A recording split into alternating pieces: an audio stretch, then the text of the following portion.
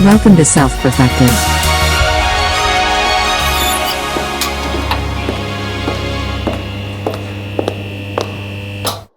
Been ready, motherfucker. No, that's always what she's like, hello, excuse me. Hey, all right, people, welcome. Because she was Cue born the ready. cue the song. Oh, I forgot about that part. Hang on. It's in the chat. It's in the chat. I got you. I got Camera. you. What The the behind the fuck? scenes. We could have a countdown timer too. Oh yeah, I like that idea. 2 minutes max, because it's a Suno song, you know. You know you can make them longer than 2 minutes, I right? know. I have the fucking credits. It's just like Mine always ends so abruptly. I'm just in the zone and I'm like, oh fuck.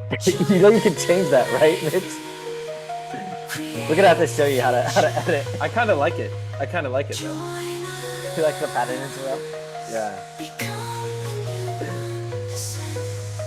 You know how people go to church and they like have that feeling of the Holy Spirit? Are you feeling it right now? Are you feeling it right now?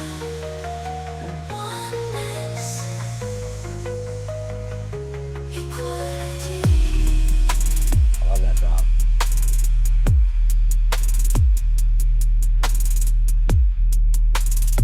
Let's go, kitties.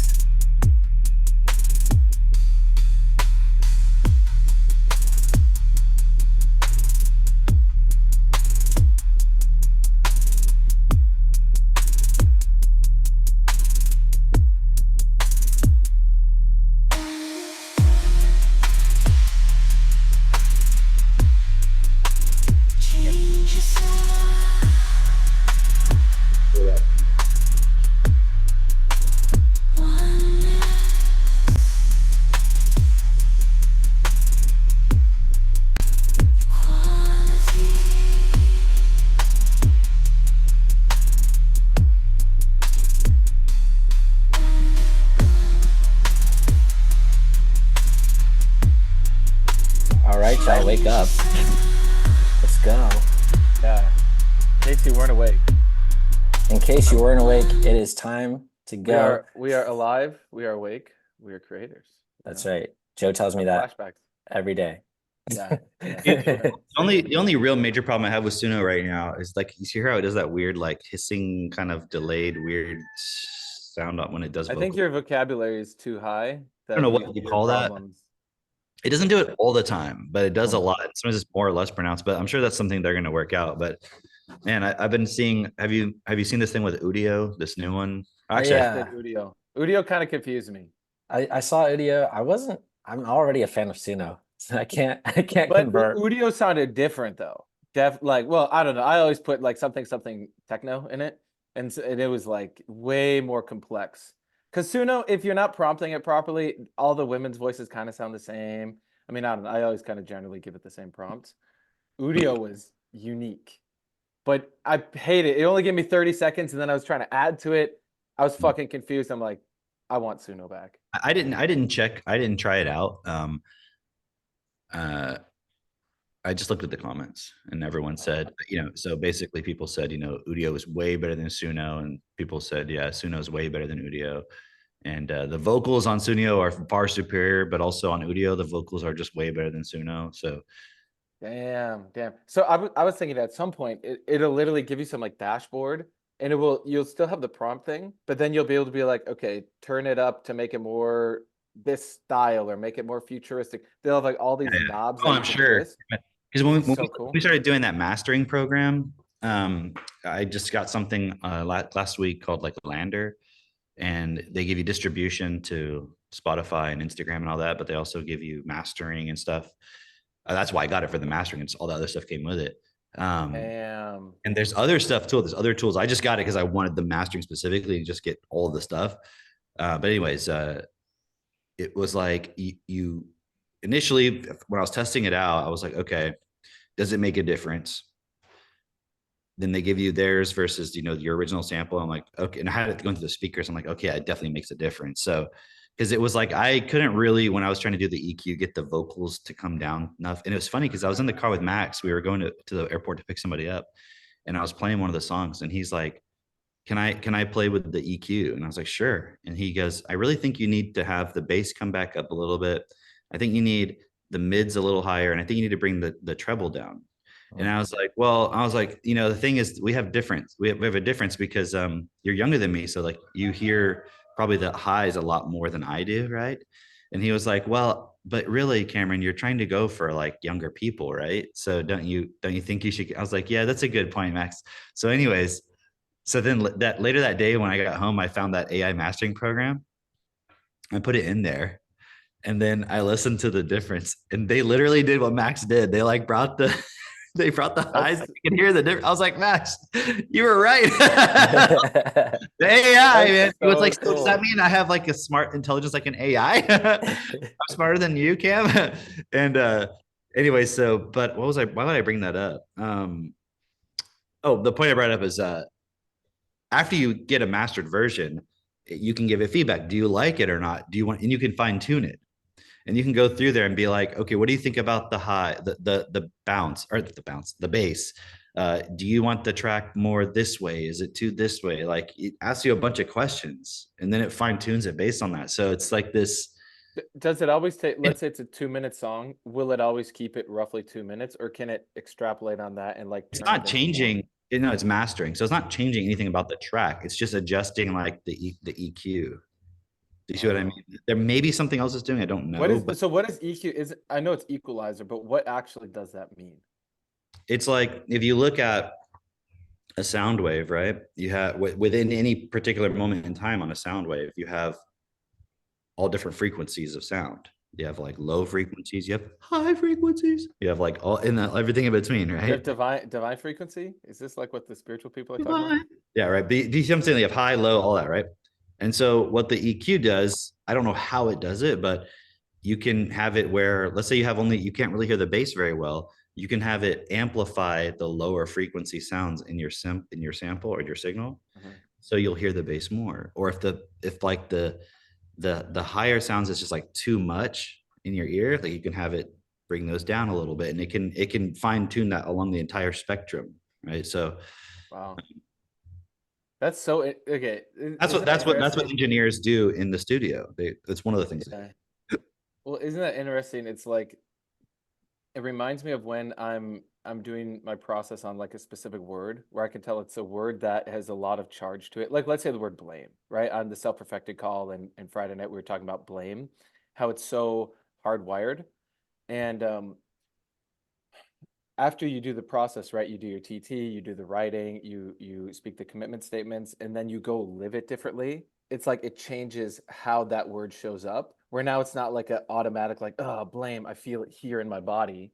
It's more like, oh, it's just blame. That's what it is. It's more, I don't even know if neutralize is the best word for it, actually. It's just more part of the whole sound of you as life coming through so that the word doesn't have influence over you, you influence and live the word. Well, You those know, like things are not part of the meaning of the word, right? So because you're saying like, is it neutralized? It's just like it's like purifying it. It's redefining it. You know what I mean? Because you're not. That's not actually the definition. Like when someone's even with blame, like it's not emotional. Mhm. You see what I mean? We define it in an emotional way because we don't want to be blamed. Why? Because there's a consequence. Because we're punished or whatever, right? Hmm. Yeah, we were having this chat on Friday, and it was a lot of us noticed like this subtle feeling of blame still towards like the school system, like growing up and our parents putting us 8 hours a day. And so that feeling of blame though, of like, man, fuck that, then that gets connected to how we approach educating ourselves, educating why we Mm. even want to do this process in the first place. Because it's almost built out of this like spite towards like, dude, fuck the system. I want to change the system. But even if you're not careful with that, that like resonance is still within these words and within your activity. Because you're not creating from a starting point of like, I'm here to create. This is what I want to create. You're like just still reacting to. That's one of the. It's not the problem with unschooling, but it's like an example of why unschooling is not best, or because the person's just still reacting to school. Yeah.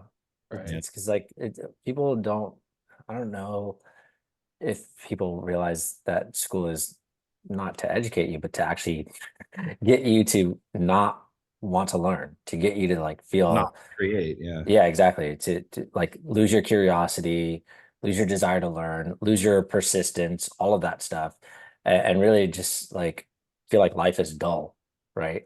And so it's interesting the reactions to that because then it's like, well, okay, um, the homeschool route is like we're just going to do school at home because I just didn't like the school environment. I didn't like what how teachers could influence children or whatever. But it's like you're still doing the same shit. And then the unschooling thing is like, okay, no, we're just not going to teach anything at all. And the No, child will, what would you say? Yeah, just let them play. Just let them play, and then the child will just figure it out magically or some which in shit. itself, playing all the time for a kid is not particularly a bad thing. You still have to do physical. Are you teaching your kid though that some things have to be done?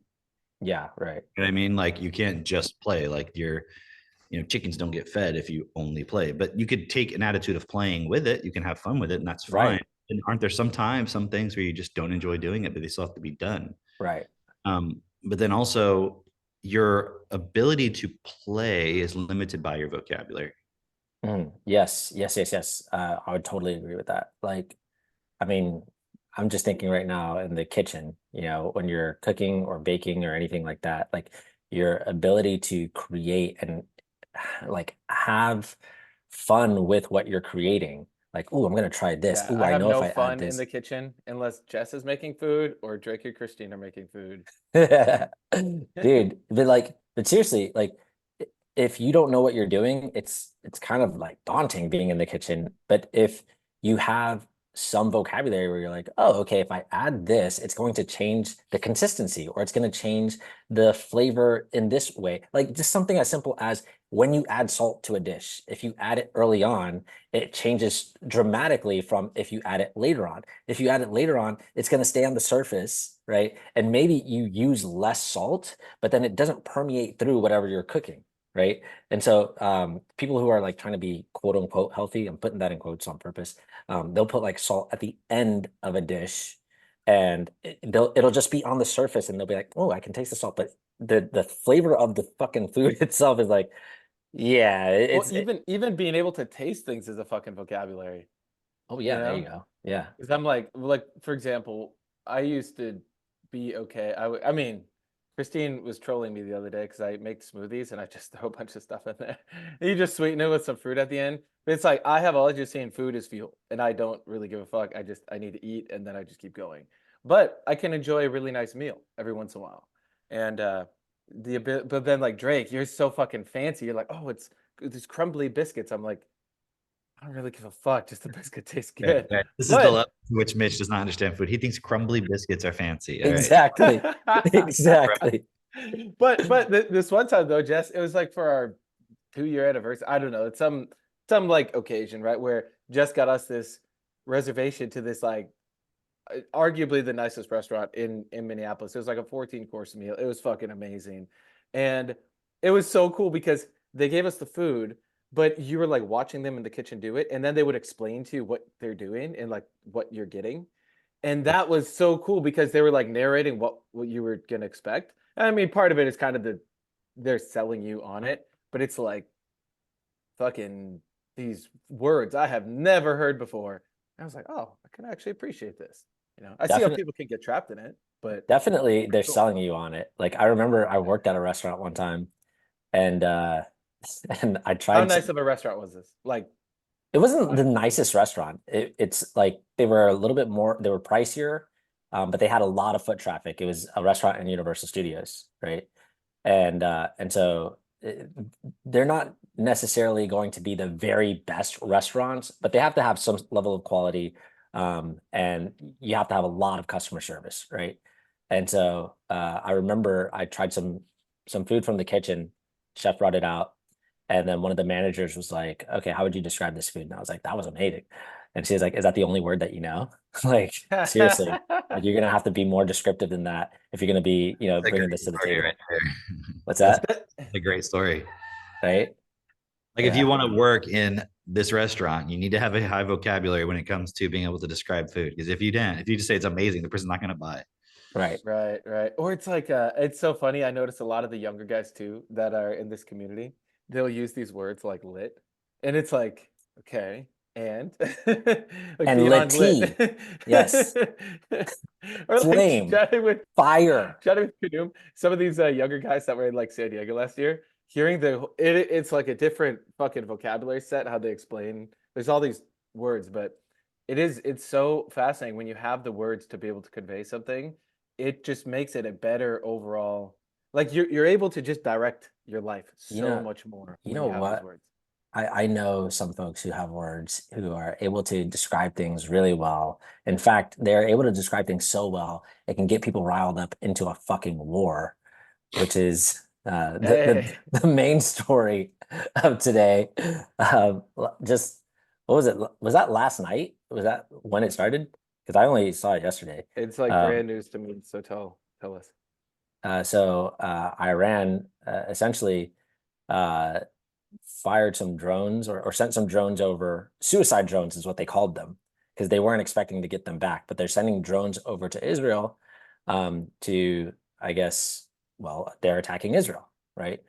And so I don't know what kind of missiles or drones or what is being deployed necessarily.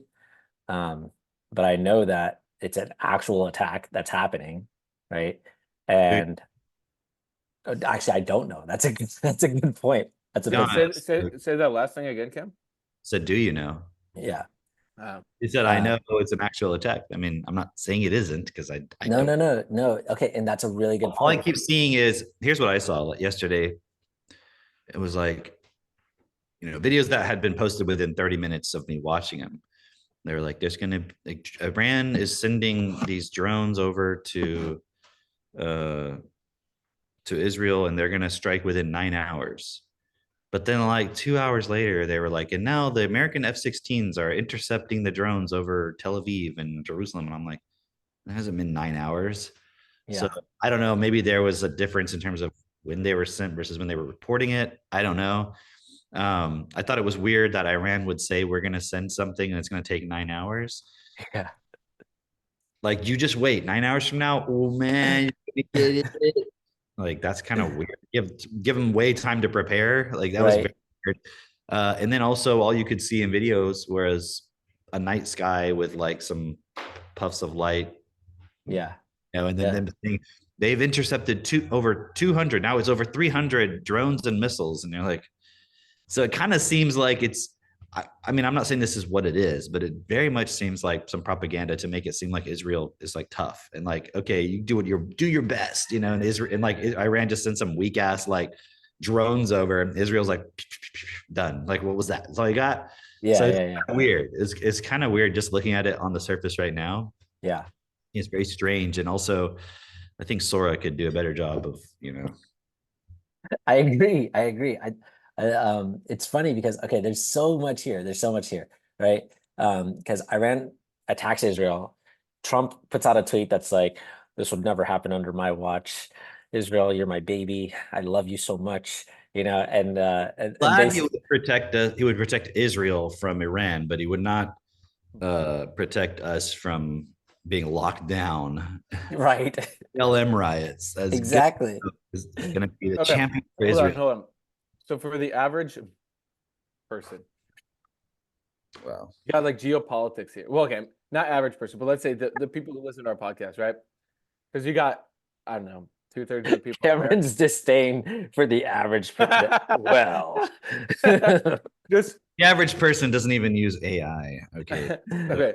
it's true. The average person fucking makes lame ass Suno prompts. Okay. So, okay. In terms of the geopolitical stage, right? There's like, for example, some people don't even know like how Israel and America, like, are they buddies? Are they like friends with benefits? Like, how does that interplay? Iran comes in. I know this is a very complex question, but can you give at least some background for the person who's listening, going, okay, clearly Israel and Palestine don't get along. But aside from that, like how the fuck does that all relate? Because it's like a chess game. And I think people can so easily go into inferiority because they're like, oh, Israel, some war, potential war. Fuck it, let me go watch Netflix. So As opposed to like equalizing themselves to the situation. let me just give this context. If Israel is at war, it pretty much means the US is at war because Israel and the US are so tightly linked. Did you see that interview with Anomaly and Dave Smith? That they I did not watch it. I watched the beginning of it. I had other things I was doing. Yeah. Okay, all right. So it was interesting because at some point in the interview, they played this clip of Dave Smith interviewing RFK, right? And I don't know if you saw this, but Dave Smith just basically says, he just asked a simple question of, do you think that the US is too influenced by Israel, right? And we give too much money to them, et cetera, right? And RFK goes, I don't know. He pauses for like a good 7 seconds of like just absolute silence, and then he's like, I don't know, I don't know. I feel like I don't know, have something to say about this. He's like, I don't know, I don't have I'm not a politician. I don't have any like background on this, so I wouldn't know. And Dave Smith, to start to know about. Dave Smith is like, wait a minute, but what about all that stuff that you said about Ukraine? Like, how do you know about that stuff? Right. You know about all this other shit. You know, I don't know if you watched Dave Smith's podcast after that episode. No. Because he said, like, he's like, that was the most painful thing he's ever had to do. Because he really likes RFK. He liked him a lot. It was like, you know, it's like, I feel like I'm destroying this guy's fucking chances here because he's being retarded right now. Like, please stop. Like, and he was like, what the hell? And I mean, yeah. I saw that right after the October 7th thing. We saw RFK's response to it, you know, was very similar to anyone else, like, of like, go get him, you know, Netanyahu, do what you need. And it's like,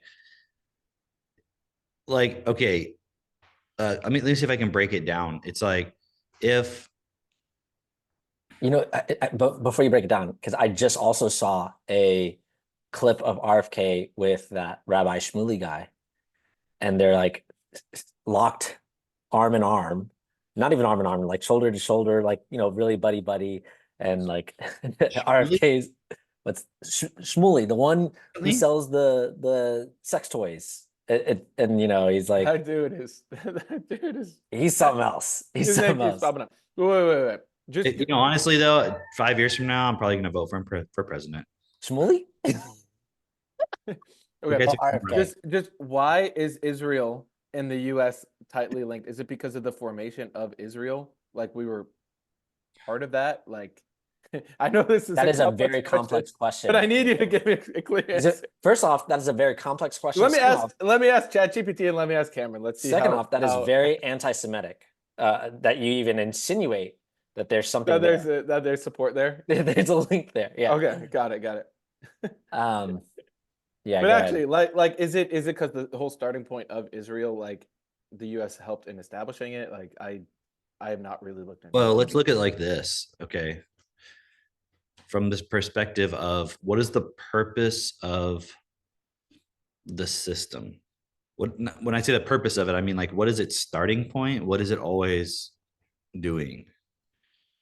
Separation, divide and conquer, generate energy, generate conflict, right? Exactly. So, like, why is there a completely Jewish country in the middle of all Arab countries, Arab and Muslim primarily? I mean, they're primarily Muslim, right? And it was created artificially in the 40s, right? Why is it there? You know, and then when you go and you look in the history of it, it wasn't the first place they thought of to put it. There was other places, like, actually, I think Mozambique was one of the places they were thinking about putting it, right? So there's a whole history there, right, of like trying to find a place that they can have where they can have their own place and all that, right? So it would have been peacefully quiet in Mozambique, I'm sure. Yeah. So I don't know, like, from the perspective of it's there to create division in the world. And also, if you read the Bible, for the Messiah to come back, there has to be some kind of destruction and rebuilding of the temple in a certain place, right? So if you're, I mean, and that book is the word of God, right? And everyone recognizes the word of God. So it's like it has to play out, so it's just a program. That's all it is that's running. It's just a fucking program. It makes no sense. And at the same time, people say, like, Israel, what do you say? Israel doesn't have a right to exist. I'm like, honestly, what fucking country has a right to exist? Do you know what I mean? If it's not doing what is best, right? So it's not that we need to get rid of countries and nationalities. What we need to do is change the starting point of why we're doing what we're doing. At the end of the day, that is the solution, because that's why, like, if you go back to the very beginning, when October 7th happened, we did our podcast, and I said, what if Israel just embraced all the Palestinian people and said, you know what, we're going to help you, we're going to take care of you, right? And I understand there's a sort of, well, they had to get the hostages out and all this kind of stuff, and I get that. It's, and if they don't do that, then people are just going to be upset, and whatever. I get that. But if they had just said, look, the hostages are there, okay, us go, like, if you take a hostage, are they in danger? Yeah. If you take a hostage, Well, are they though? Because why is it a hostage then? Like, why would you take a hostage if you're just trying to hurt them the whole time? That would kind of miss the point of having a hostage, wouldn't it? Like, Yeah. you know what I'm saying? there's like an option I though, thought, danger. I thought 'Cause when they you kill 'em asked if they're if you in don't. danger, it's because the danger is the IDF killing them. Potentially, but I'm just saying, like, they're not in immediate danger. It's like, yes, we got to get them out of there, these hostages, but they've had hostages for over a year now. It's like, well, so, like, okay, so they're not killing them. Like, I'm not saying that they're having the best conditions, but at the same time, what about all the people in Palestine? What about all the people in the world who are in really shitty conditions? And it's like, oh, it's because you took somebody out of their pre-programmed place in the system where they had some comfort, and you put them into a place where they don't have comfort, and now that's wrong. But if somebody was in a place of not having enough comfort just because the system put them there, that's not a hostage.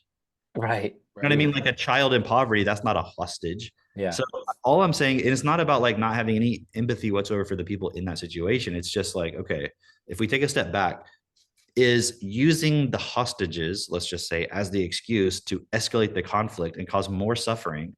And, I was watching that one comedian guy on some program. He's like that Arab comedian. Oh, yeah. For Palestine. And he was just like, okay, it was like 1,500 people were killed, right? Or whatever they say. And he's like, but now it's like 30,000 people. All the stuff going on in Gaza. And he's like, it doesn't matter though. It could be 100,000. It could be 200,000. No one cares, right? So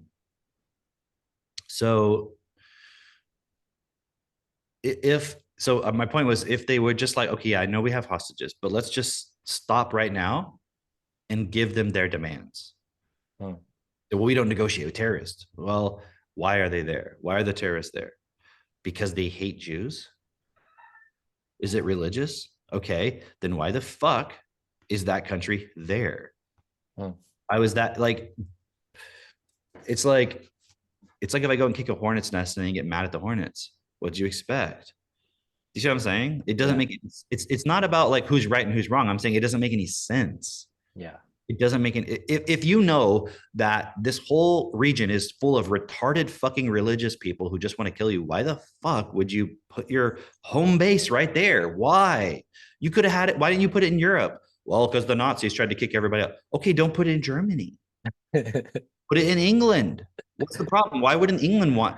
It's like the Balfour Declaration was a British, I don't know what the guy is called. It was like some British, government official that said, okay, you know what? We're just going to put it right there.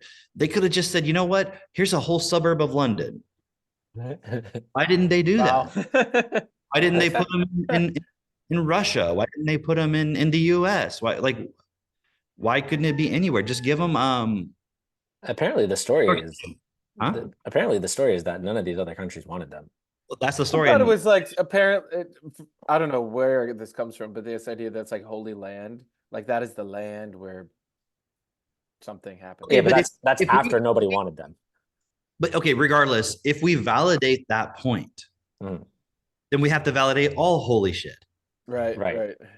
Every point of Crap. like, why don't I don't accept their holiness or anyone else's holiness? Like, that's like one of the things they used to attack Candace Owens. Like when that guy was like, why'd you have to call him an unholy rabbi? Right. And like you're attacking his religion. It's like, so okay, so I'm not allowed to say someone's religion is bullshit. Right. Right. So it's like, who's to prevent me from saying, oh, I have some religion that gives me the right to what it's like, at what Oh no, if point? you do that, Mitch, you're in a cult. If you say I have Our principles, cult is the best for all cult. All right. And if you have principles and you have a point of what you want to do and you want to work together as a group, you're a cult. It's like, but if you are some other accepted religion, you get to fucking just create wars and shit, do whatever you want. And then like saying, oh, some cults are dangerous because they brainwash people. I'm like, dude, right. Look at every fucking cult. you believe that you have a right to that land because of some book that it's not even clear. It's so funny. That's like a Harari. I remember listening to him, I don't know, 6 months ago, and he was like talking about the dangerous Q cult. And by no means am I a proponent of Q, but it's like, dude, he's literally like the little Jewish cult. So funny. So funny. He just sounds certain. It's a giant fucking confidence game. It's like the way he says it is as if this is totally ridiculous, and then the other part is not, and it's just the certainty of that. Even though if you actually sit down and broke it down based on the words, not how they sound, it doesn't make any sense. It reminds you of that EQ thing that you were talking about earlier. It's like you've all know Harari's got the right EQ thing to be like this certainty, this ridiculous, boom, and it works. It's all so that's actually a good point about the resonance. It's like it's just yours is all the right balance so that it fits into that other person. Yeah, and then like you fit your spot in the system. But then like what we represent and why it's so challenging and why there'll be so many people who push back on us, but also why there are certain people who really resonate with us is because we have a certain EQ and it's starting to clash more and more with the world system. And then it's on each person to say, okay, where the fuck is my EQ messed up? And am I going to just keep going with my pre-programmed design? Or am I going to say, oh, fuck my pre-programmed design. I can see it doesn't make sense. Let me join this. So it's a cool point because okay, so when you listen to a song, right? You ever heard a song? I know you have. You've heard a song where it's like there's a certain part, like a bass drop or whatever, where you're just like, yeah, and it really gets. Oh yeah, like our opener, man. I'm just like, okay. yeah. But you know what I'm saying? Like you go to a concert and like you see like this one moment and then everyone's like together, like, yeah, right. So, but then actually listen to the lyrics of the song. Yeah. So are people going to join us because we have some particular resonance that they're just pre-programmed to follow? You know what I mean? Like you'll listen to what's like a famous like artist that everyone listens to? I don't know, Taylor Swift. Let's just say Taylor Swift. Okay. Lots of fans, right? Is that what you guys have been listening to? Yeah. Taylor But Swift, you listen to that because it hits all the right notes. But when you actually listen to what it's saying, it is not best. Right. Are you gonna join us because you're listening to what we're saying, or just because, or you're gonna reject it because it's like, well, you don't have this and you don't look like that, you don't sound like that, right? So it's like the point with Know Yuval Harari, like, or the World Economic Forum. What they're saying doesn't make sense, but you watch their videos and it's like, right. It's got the nice background. You're in this They're place. dressed well. It's like all, we actually listen to what they're doing and what they're saying, and it makes no sense. I mean, which side do you think they're on? The side of Israel or Palestine? Man, that's so interesting because like that part of like they have the right background and that you're in this place and all this stuff. You know how Avery had sent that video of all these elite people saying like, they're not happy with their lives, or and like the beginning of the video was the narrator was painting this picture of all these celebrities that of have sold their souls, and kind of laying out the evidence for that. What's interesting is I've been seeing a lot of videos like that being suggested to me lately in the last few weeks through YouTube, and I'm not really sure why, but I watched one of the videos, and it was this guy telling this story, recounting the story of being an influencer, not in Hollywood, but being an influencer who moved out to LA, and then finding out about like, oh, there's all these cool parties that we could go to, and like going to these parties. And then he's like, there was always this one party that you would hear about, and you know, you would hear about it, you would hear like all the best things, that this was the party to be at. And any influencer who would go to that party, like seemingly like magically after that, after they went to that party, like within a month or 2 months, they would just start blowing up and they would get like all these deals and all that stuff. And, you know, so it was kind of like the kind of hush hush thing that like you wanted to be a part of, but you could only get in if you were invited, and you had to have somebody who vouched for you, essentially. Somebody from the party had to say, like, I vouch for this person. And so you had to know somebody in the party, right?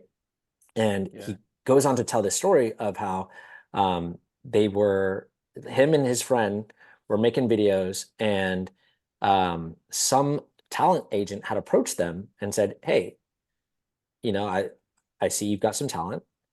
I like it. Let me get your numbers. And he takes their numbers, takes their names, and he says, I'm going to send you an invite. Look out for it.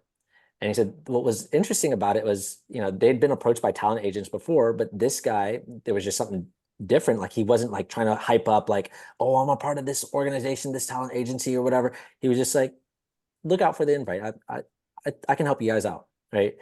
And they said afterwards they got an invite, but it was via mail, via letter at their addresses. And he was like, the crazy thing was we never gave him the address. But it felt really cool that like this guy had looked us up and like went through all the trouble to send us like this, like He did one electronic copy. yeah, like a gold leafed letter or whatever, and says like you're cordially invited to this talent, to this party or whatever, and it said something like your talents have been noticed, and if you make the right moves, you can realize your dreams in a single night, you know, something to that effect or whatever, right? Write that down, put those in Suno. That's a good lyrics right there. Right. Right. So then basically it was an invite to this party. They go to this party, and he said that he had heard someone had said, like, he told somebody that he was going to this party who was kind of in the know, and they had said like, oh dude, be really careful when you go to that party. Like there's just like, you know, shady shit goes on at these kind of parties, and I don't want to see anything bad happen to you or whatever. And he kind of blew it off. But he said when he went to this party, he said there was like a long line. You get into the door, and it was like in the where all the celebrities live and everything. He says you get into the door, they take your phone, they make you sign an NDA, right? And then they hand you a mask, and the mask comes with like some sort of, there's a name for the mask. So you're supposed to refer or introduce yourself as whatever name that mask has, and you know, it's like some animal or whatever, right? And then they said the basic rules are have fun, you know, play, you know, full on. You can't leave till midnight, or don't expect to leave till midnight. Wait. Was this San Diego? Did they go to the event? We were just mask free. That's why I know it wasn't, you know. True. But he said there was a, like the way they did it was everybody was in this room, and you're supposed to participate in the festivities of that room. And he's like, the first room, everything is like really bright and jovial. Like people are running up to you, or not running up to you, but like introducing themselves to you. And like he said, you could notice that some of these people were like A-list celebrities that you knew, even though they had their face, you know, covered. But it's like they only have, you know, a quarter of their face covered. You know who the celebrity is, and they're introducing themselves as the name of their mask or whatever.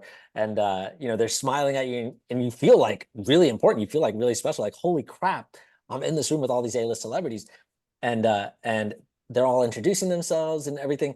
And then he says, then like a bell chimes, and then everybody's ushered into the next room. And in the next room, it's like a completely different mood. It's a completely different shape and color to the room and everything. And in this room, it was like now people are, when they introduce themselves to you, they're like groping you and grabbing you. And he's like, it was just kind of weird. It wasn't like, it wasn't in a bad way, but it felt like off-putting to have these people just now all of a sudden like caressing you and everything. And he was talking about how like then he realized, oh, there's these cabanas there where you could close the curtains, and people were going into them while they're in this room. And he's like, oh, like people are offering themselves to each other here. Okay, that's interesting. All right, whatever. And then the bell chimes and they go into the next room. In the next room, he's like, there's extravagant food all over the tables, like prime rib, there's sashimi, high grade sashimi, there's like all this beautiful food, but everyone's just like kind of grabbing the food with their bare hands and just like taking chunks out of it and then tossing it to the floor or spitting things out that they don't like. And like he's like, it was really grotesque the way that they were treating this like really luxurious foods. And then he says like, and it just continues on that way where they like there's a bell, they go into the next room and there's a theme to the room and everyone like partakes and acts according to this theme, right? And he says, finally, after they go through all these rooms, at the end, there's one spot where like he said he was feeling uncomfortable. And so he was starting to like take off his mask and he went to the agent that had brought him there and he was going to let him know, hey, listen, I just feel really uncomfortable.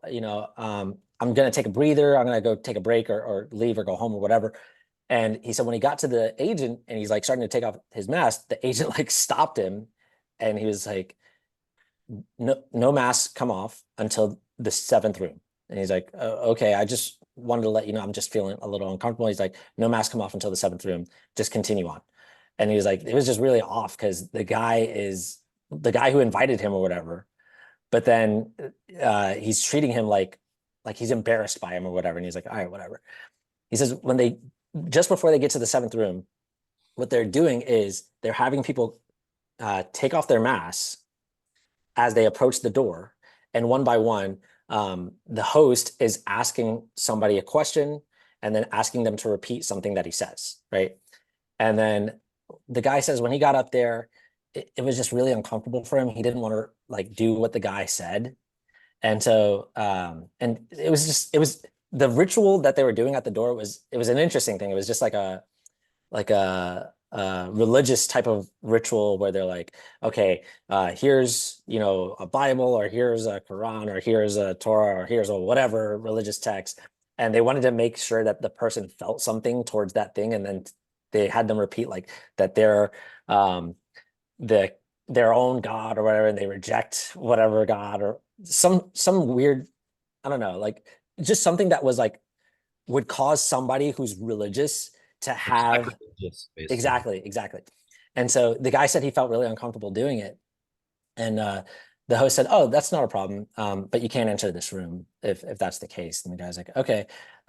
He's like, why don't you can turn around. Like you need to have no morality before you come in here. Exactly. And so the guy turns off and he's escorted out, he says.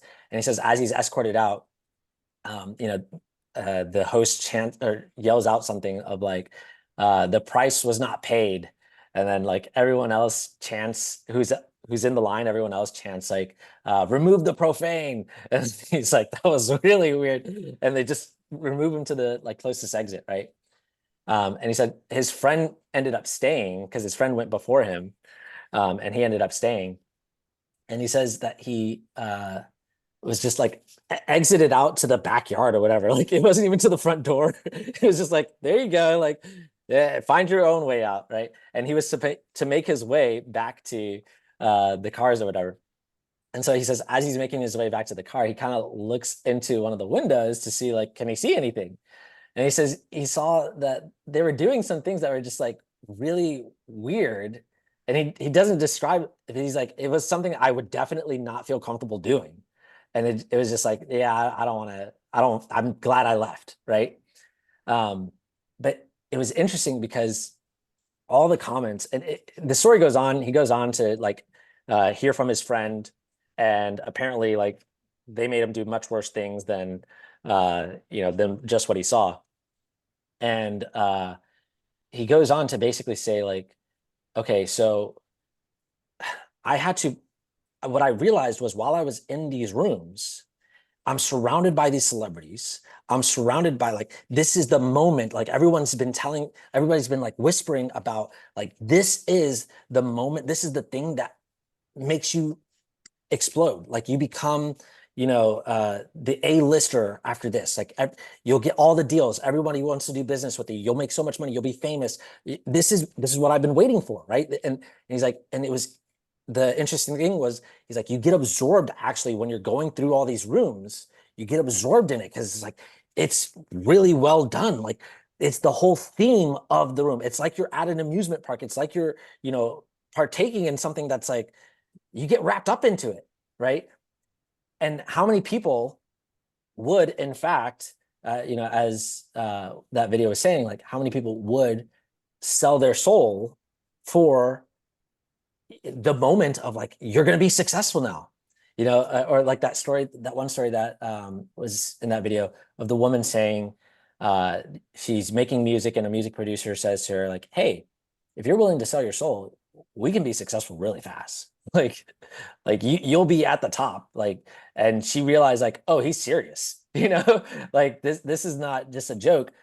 But it's like, in some ways it's a little bit, I know we talked about this last week, but in some ways it's a little bit obvious now of just like, you're gonna have to do things that will allow you to be controlled, because there's, it's still a slave otherwise, system.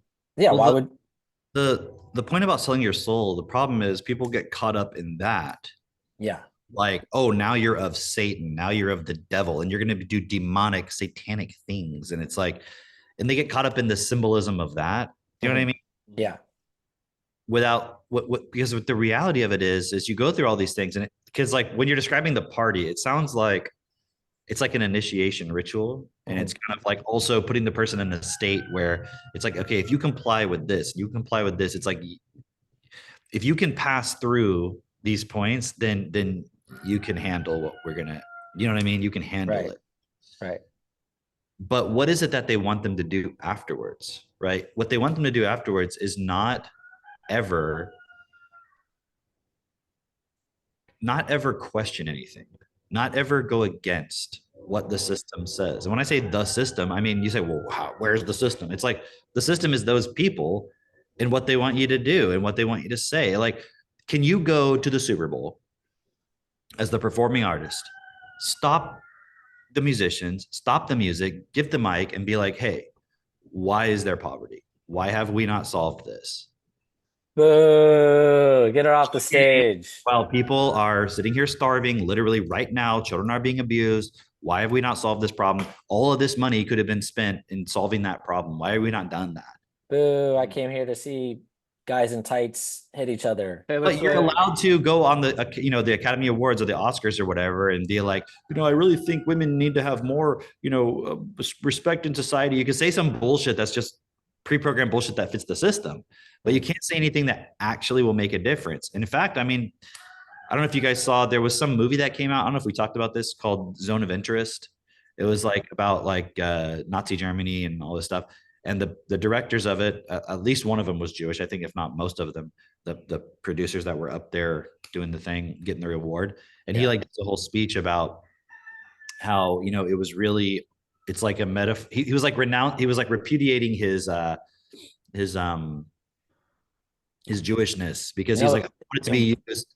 It wasn't his Jewishness that he was repudiating. He was repudiating the fact of how it's used and how the Holocaust is used to basically justify like any other sort of horror today. Right. And so he was like basically not going along with a certain specific narrative that some people want you to go along with in that particular context, right? So then everybody was saying he was terrible and bad and all this stuff, right? So it's just stuff like that where it's when you say sell your soul, it's like, is Taylor Swift ever going to start talking on her YouTube channel about like, hey, actually you should have relationships that are based on principles and you should actually consider the other person. And the reason why I can't stay in a relationship or haven't been able to is because I wasn't honest with myself, and I was like expecting just its energy relationship with the person. Well, and like, I don't, I'm not sure. It's more like people don't realize that they've already sold their soul. Like it's not like oh yeah, and then I met the devil. He was at my house. He sat down on my couch. He burned it a little bit. There is no soul. There's no selling it. It's just, are you going to, like you're saying, go along, continue to go along? Or if we put you in a position to give you lots of attention and to put systems around you to make sure attention flows to you, are you ever going to use it for anything other than just us making money?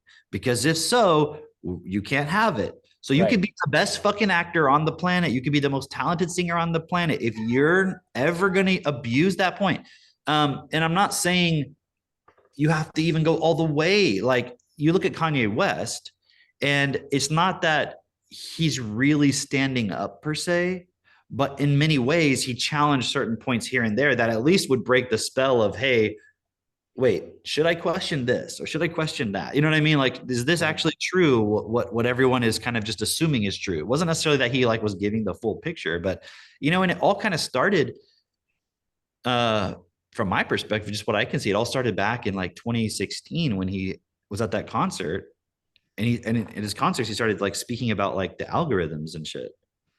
I I'm think it talking about. was I think it was before that because like he had some sort of man, I saw him I saw him a long time ago where he was talking about like Pepsi and Coke and like not getting treated, the way that um he should be treated and stuff like that. And then he started getting called like, oh man, Kanye's like Okay. having a breakdown or whatever, Okay, but like anyway, yeah, at some point it started where he's like starting to question, like basically say things that would help people break a spell of like, hey, what's it? It's not even that he's standing up for what's best. It's that he was calling out the people that were like, hey, we're giving you the attention, we're helping you, and now you're calling us out, or you're calling out my friend, or you're calling, you know what I mean, right. somebody that, so you can't do that. Like we all stick together. It's a group. Yeah.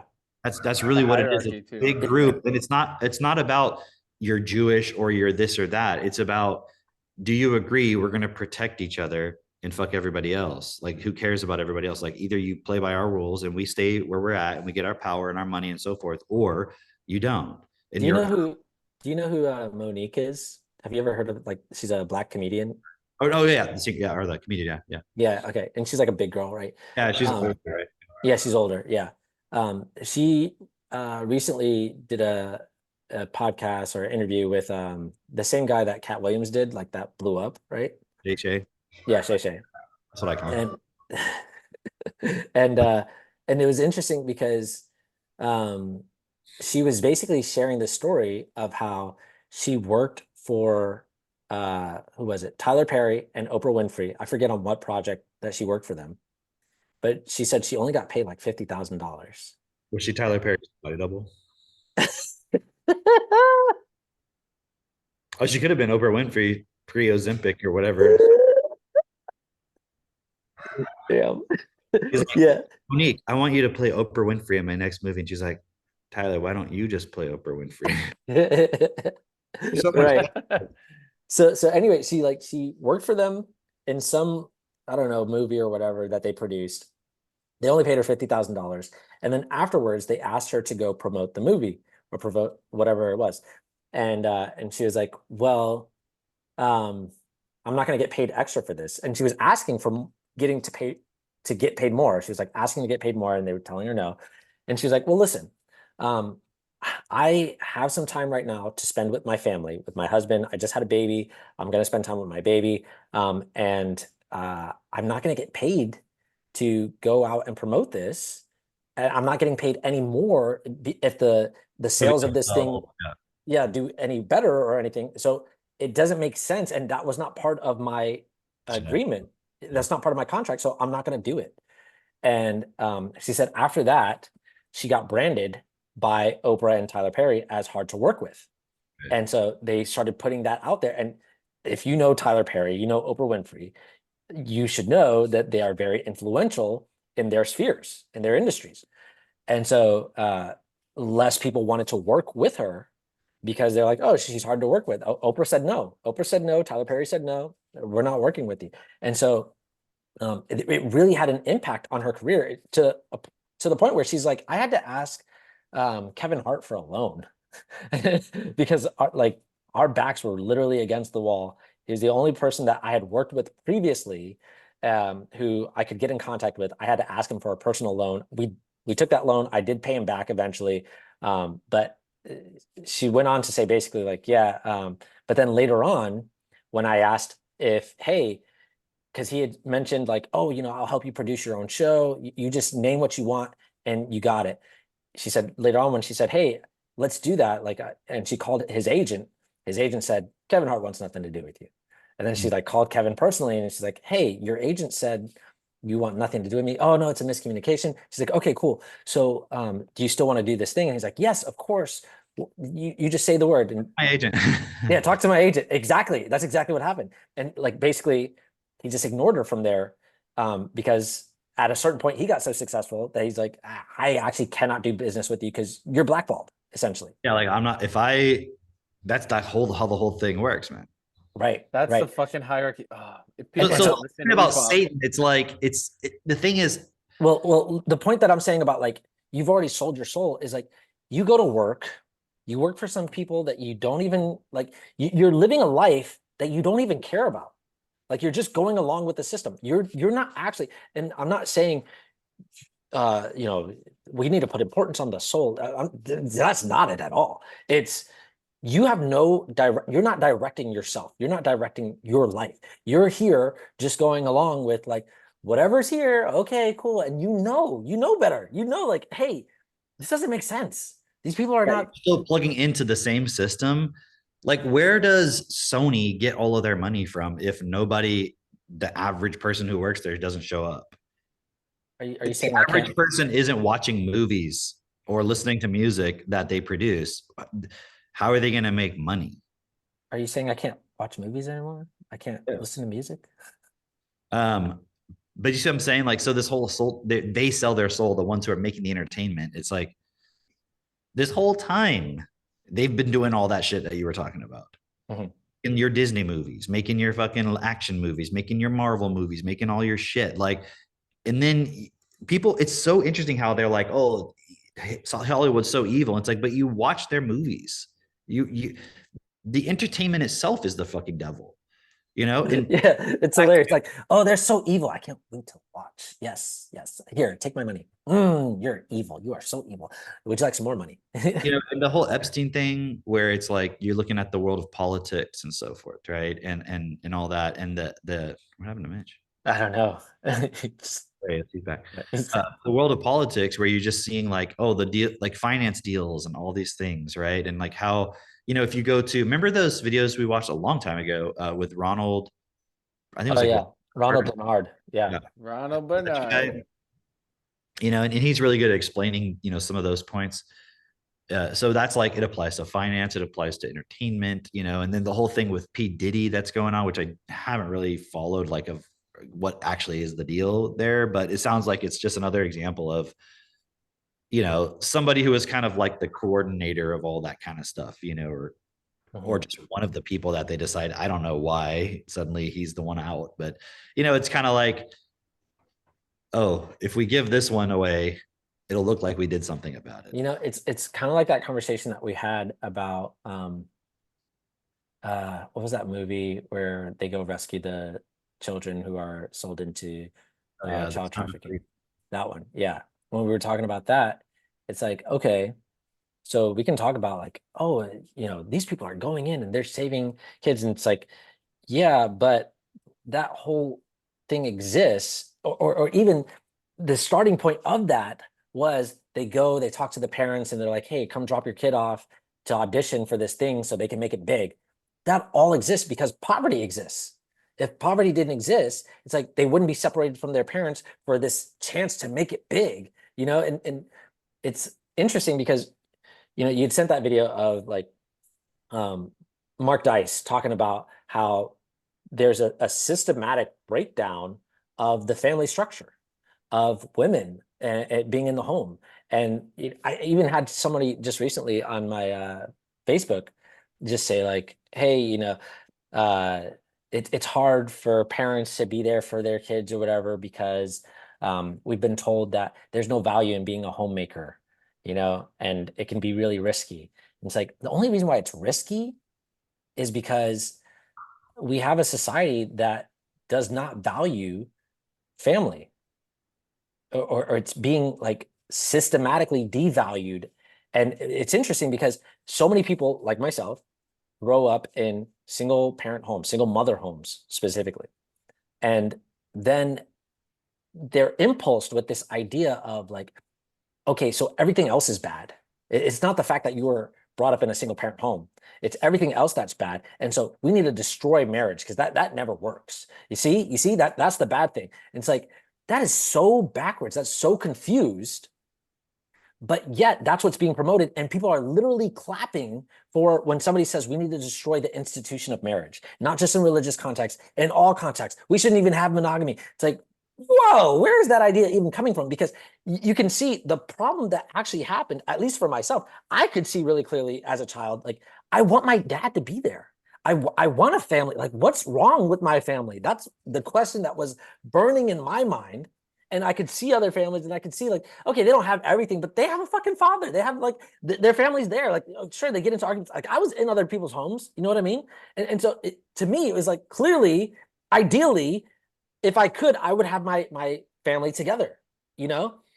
So it never became an idea in my mind that, oh, no one should get married, or like, I never want to get married until I got older. And it was definitely something that I was impulsed with, definitely something that I had heard either through TV shows or movies or other adults, even having the sentiment. Like, it was just this thing that became like, oh, yeah, okay, yeah, I don't, yeah, marriage is stupid. Yeah, it's just dumb. It's just a religious thing. It's like, it became all those things without seeing the practicality of, It's wait kind of a like the minute. same thing.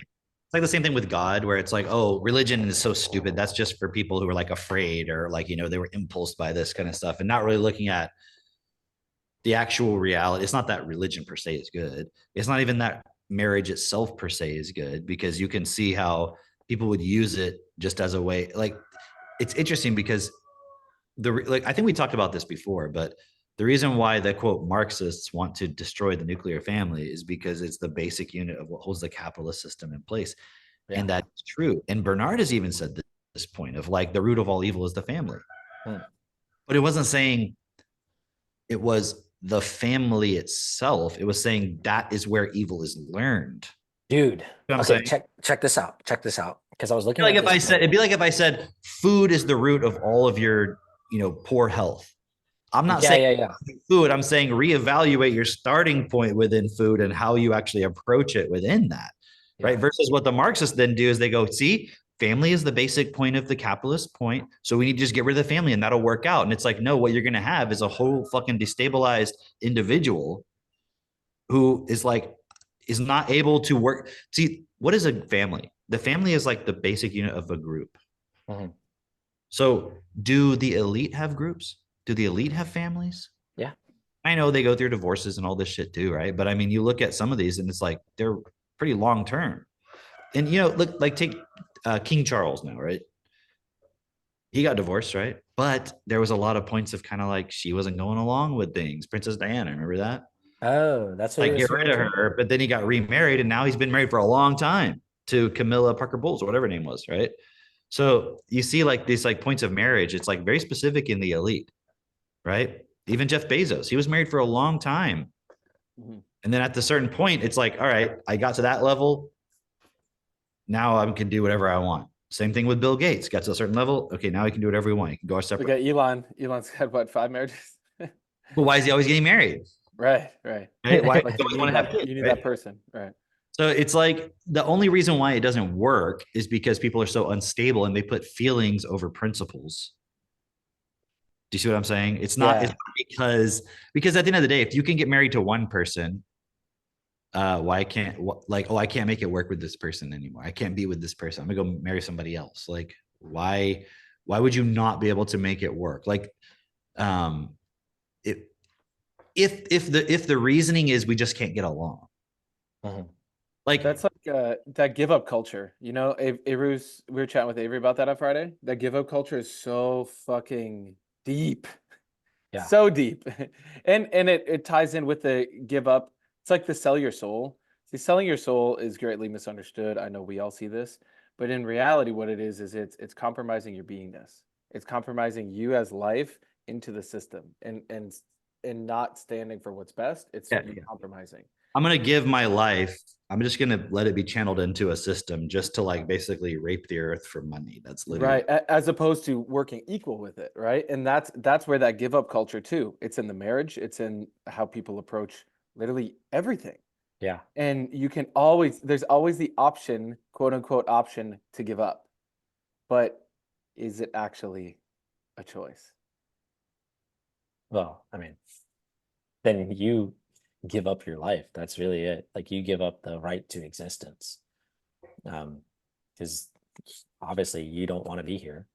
You know, you're not willing to stand up. So it's just, it's lame. Lame. Truly. Yeah. It's actually being lame. You're like missing your whole fucking life. You can't move when you're lame, right? Yeah, When you're lame, like being lame. you're paralyzed. You're lame. Yeah, it's interesting. Um, so yeah, no, I was bringing up that Israel point though. Going back to that. Wait, just real quick before back to the Israel, that party thing, the initiation thing. Yeah. Very interesting. Like especially when you study destiny and you look at like the heavens and how it's like no one challenges, you can't challenge the hierarchy. There's the angels and then there's the white light and the God, and it's like the As same above, so fucking below. structure. Right. That's why As I've always opposed said, if to, you want to see what heaven is like, if you want to understand what heaven was, just go to a fucking corporate board meeting. yep, or Davos or fucking Just one of some these Beverly fucking Hills exactly. It's parties. just some bullshit bureaucratic stuff. And then you brought up Davos. What do you think? Okay, they do their little seminars during the event, right? What do you What do think's they going do on? afterwards? They got the fucking strippers and the cocaine and all that shit and the parties.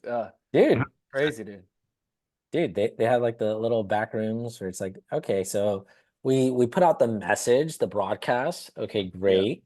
Now, for those who are in the know, you get a tap on the shoulder, you come to this room over here, and then we talk about the real shit, like even more right, so. right. And then Well, you it's get like they're access. saying everything. They're just saying it with marketing speak and public relations. You know what I mean? So they're saying what they're doing. Mhm. They're saying it in a way where it makes people feel good about it. And honestly, the average person, are they even paying attention to that shit? Mm, It's no. funny, you're a conspiracy theorist if you pay attention to it. It's like I'm just paying attention to what the fuck's going on in the world. Right, right.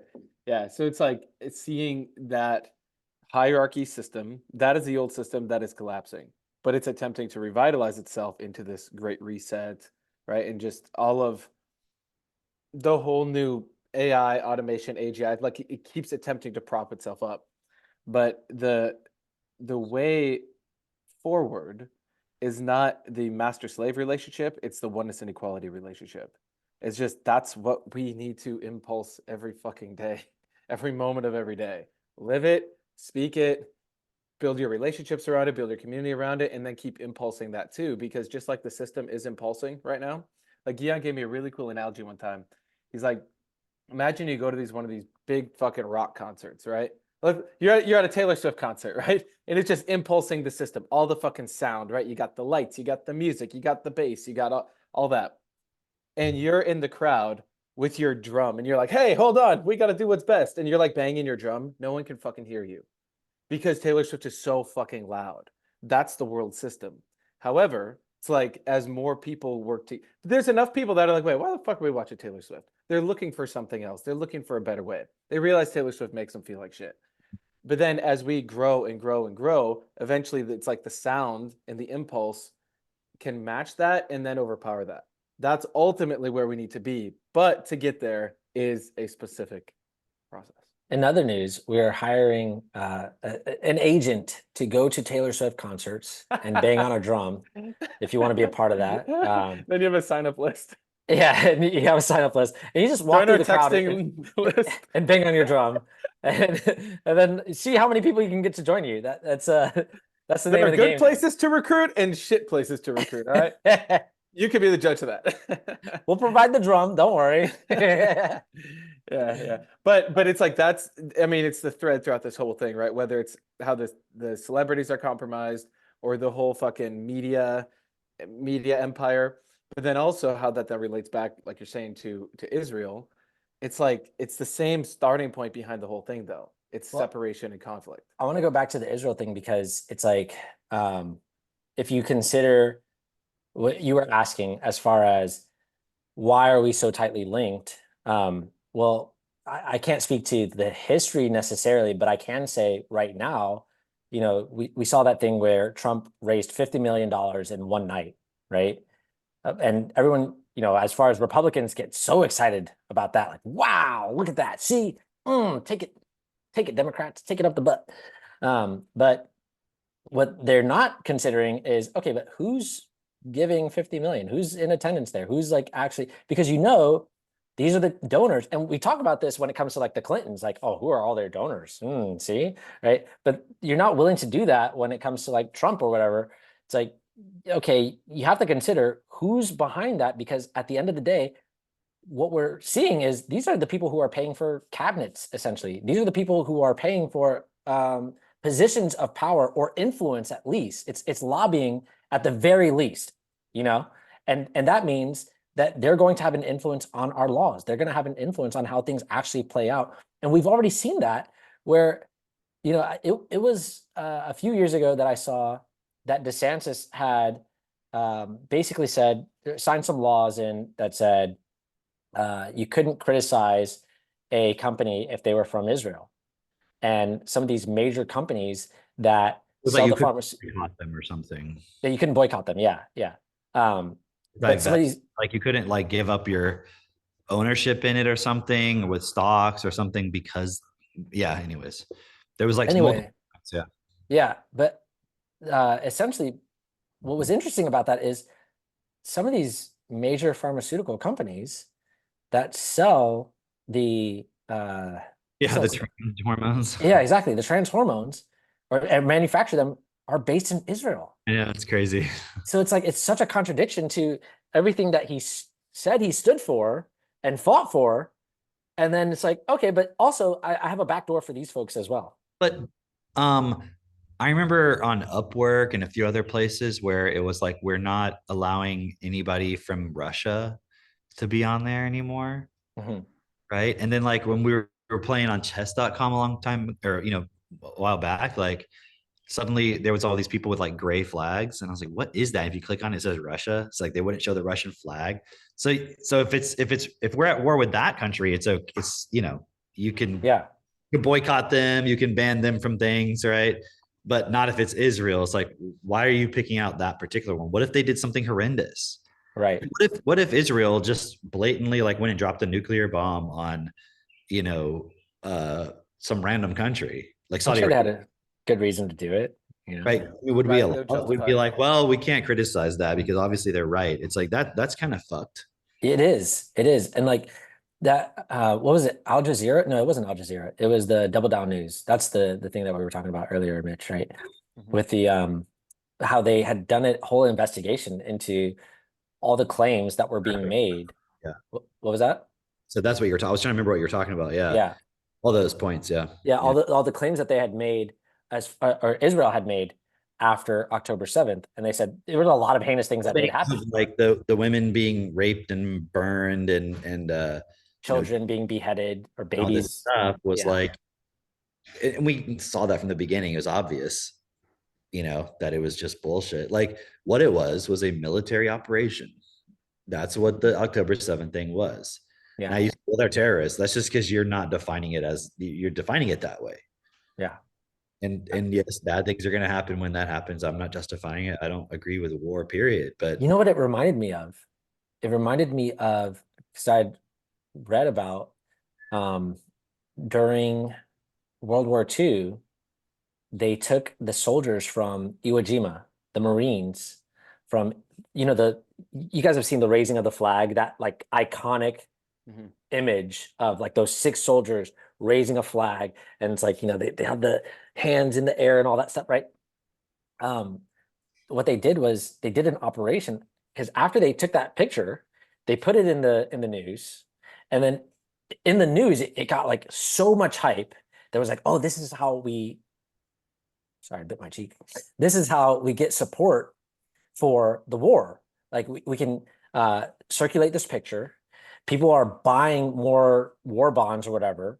And so it's getting us money. So then they went and they said, okay, let's go get all those Marines who were part of that raising of the flag and have them do a tour around the country. Well, when they got to Iwo Jima, they were like, three of them had already died or whatever. And so they took whichever ones they could and had them go on a tour and just share about like, hey, you got to say things, you got to say certain things here so that I think they even made a movie out of it, right?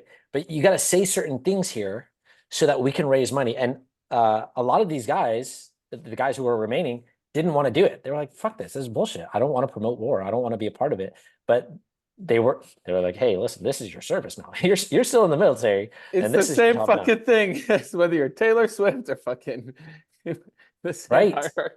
Right, exactly. And so it's funny because you think like, oh, you join the military and that's supposed to be like this really honorable thing. No, you've sold your soul too, right? It's the same thing. It's all the same thing. And the point being that that is a military operation, spreading of propaganda, right? Whether it seems like, oh, they're just saying these nice things or they're saying these things that actually happen. It's propaganda to promote war. That's what it is at the end of the day, right? And it was interesting also that point that you were making, Cam, of they're saying they're sending these drones and they're saying that they're going to arrive there in 9 hours, et cetera, et cetera, et cetera.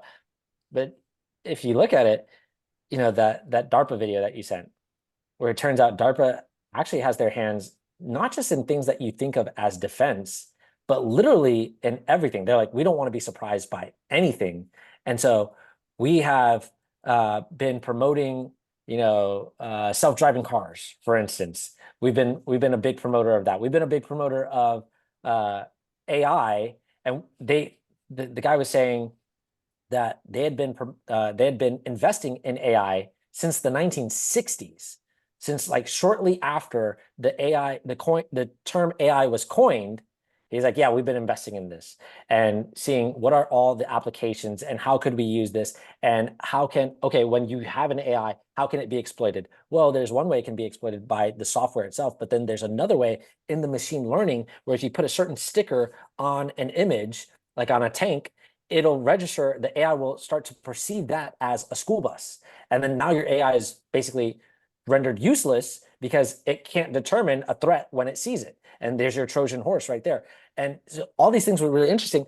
But specifically, I was bringing this point up in the context of they're saying these drones are fighting, these F-16s are fighting. He said they have an autonomous software for F-16s to dogfight autonomously, which is insane if you really think about it.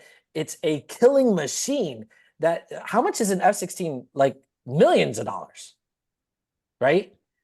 Like tens of millions. It's not a cheap thing. And yet they have these things flying around just for one F-16, by the way, which is not a very big plane, but they have these things like it's a little killing machine and it's flying around autonomously, able to shoot down targets and maneuver itself autonomously. That is absolutely mind-blowing if you actually consider it.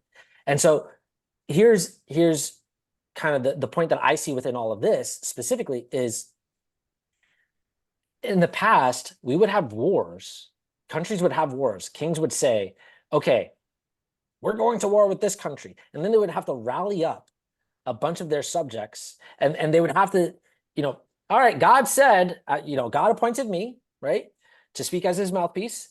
And as God's mouthpiece, God is saying, we got to go kill those heathens over there. So everybody, let's go, right? And you'd have to really get everybody's support and then use those people to fight. And it was really just, we all know it's really about power and money, etc. And it's still the same thing today, where it's some sort of elite is saying, okay, we're going over there, we're fighting these terrorists or whatever it is, or they're doing this thing in their country. We got to topple communism, whatever the heck it is that the US says, right? And they go in there covertly with the CIA or with a whole army or with the Marines or whatever it is.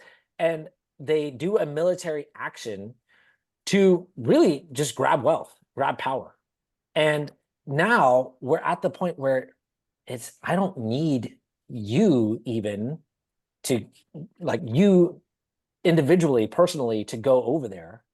Now I've got a whole computer system that will be my army and that will actually go and send bombs and fight and shoot and all that shit. And as far as propaganda goes, I've got a whole technology base behind me as well. That is, it can create movies, it can create music, it can create these sounds, these voices that sound really good. It can create these emotional writings that sound really good to convince at least the average person of what's going on. And that is like, if you're not concerned about that, if not for yourself, at least for the next generation, you're really screwing them over. You're really screwing over the next generation, because how are they supposed to defend themselves, or even be aware, or even be able to discern this is real or not real, or this makes sense, this doesn't make sense? Even removing all of the technology, how many people go along with such bullshit of like war? Yeah. Well, and now when you look at how everyone's online, everyone's trying to be an influencer to some level. And you have all these systems that are like, well, if you say this or if you say that, we'll just cut you out. Like you look at like someone like Owen Benjamin, right? Mhm. He's a perfect example of he didn't want to quote sell his soul in that context. Mhm. Right. But now it's like it's the way that like technology is developing is going to apply to every single individual. And you won't have to have the elite inviting you to a party to see if you play along. It'll be autonomously automatically all monitored automatically without any human involvement, and it'll be Yeah. set in stone like what the rules are. um so it's, you're not just screwing over future generations, you're screwing over yourself, because like this is being developed because, interestingly enough, we cannot be trusted as human beings. Yeah. Look at what we're accepting and allowing. I was going to show you guys this real quick, just to go back to the war point for a second. I'm sure you guys have heard of this. Did you hear about the firebombing in Dresden in World War II? Oh yeah. Right. I don't know if you know about this, Mitch. Like there was a whole book written about it. Like I think it was like a uh, Slaughterhouse-Five, I believe, was part of it was about this. Mhm. Um, so World War II, right? They decided to bomb the city of Dresden. It was called Florence on Elbe. And it says, look at this. Having never previously been attacked in the war, the city offered increased value for terror. Oh, because it was one of the world's most beautiful cities with architecture and art treasures, etc. Right? So they basically dropped 2,700 tons of bombs. Wow. Okay. It created, because of the weather conditions, it created a firestorm, incinerating tens of thousands of people. Wow. The next day, the U.S. 8th Air Force dropped 400 tons, and then another 200 tons.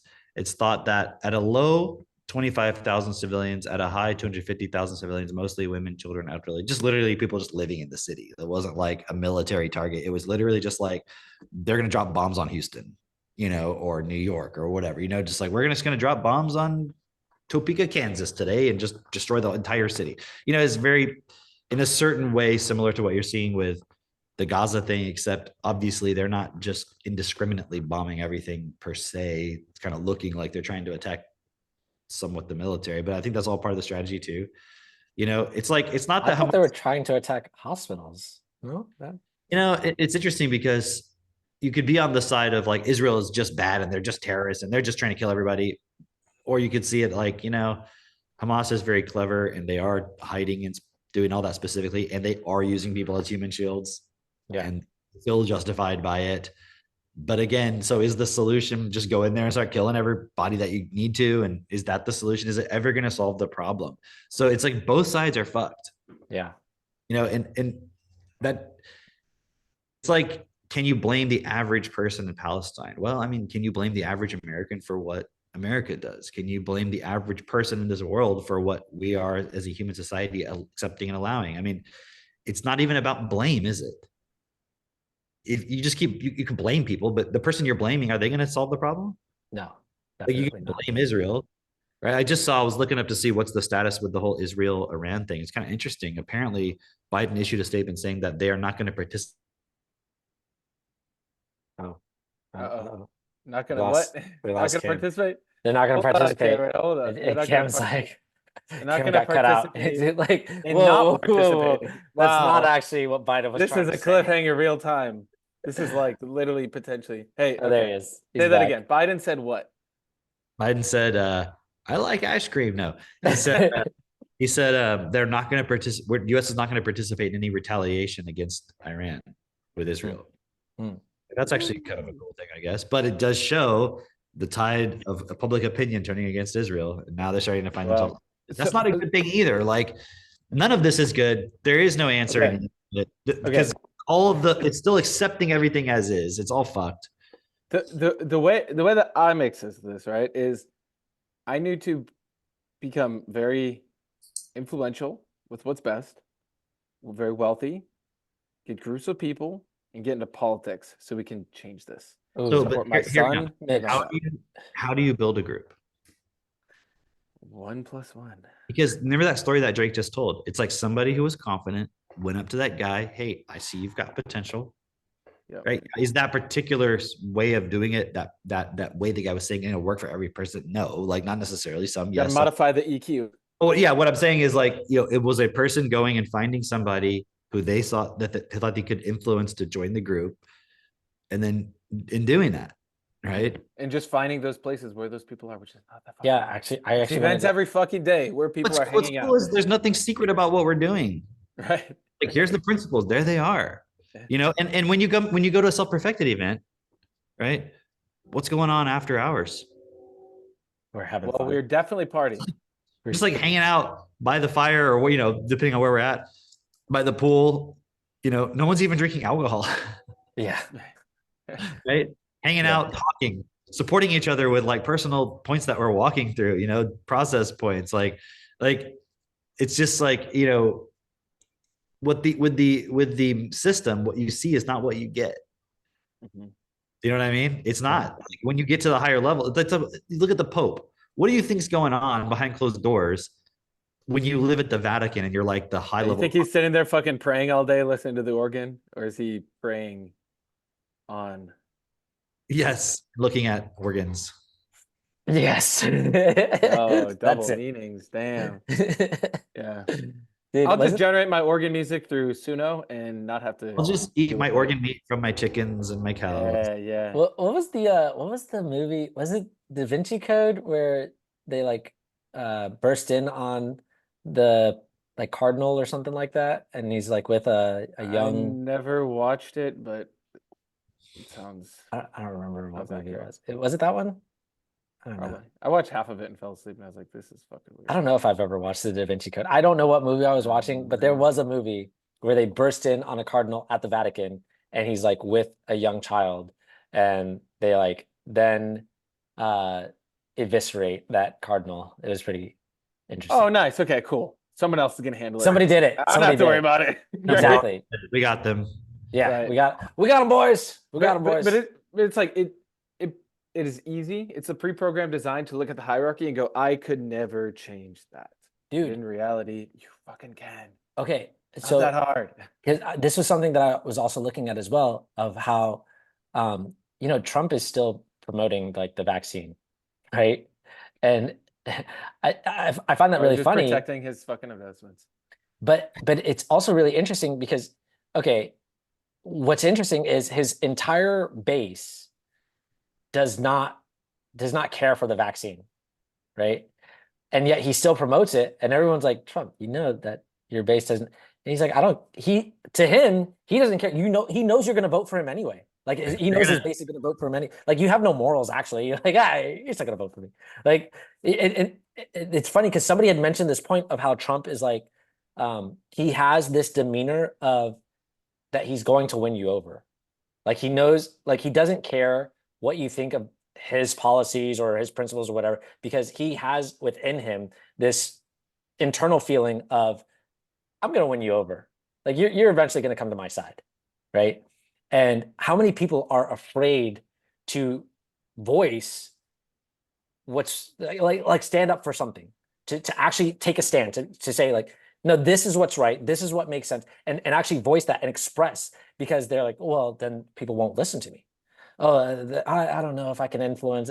It's like then you're not ever going to, if you want to make a difference, but you hold on to that identity, you're never going to make a difference. I mean, that's what selling your soul is for the average person. You're just not Yeah. fucking, you're just not standing up. You're too afraid. You just want to survive, which is no different than the influencer or the celebrity who wants to make it big. It's just they have the talent that you don't have. Yeah. Because given your principle, given what you were doing at this level of where you're at, you would do the same thing at the level that they're at. It's the Yeah. same. And there's even people too where they will justify because they got sold on the idea. Like, no.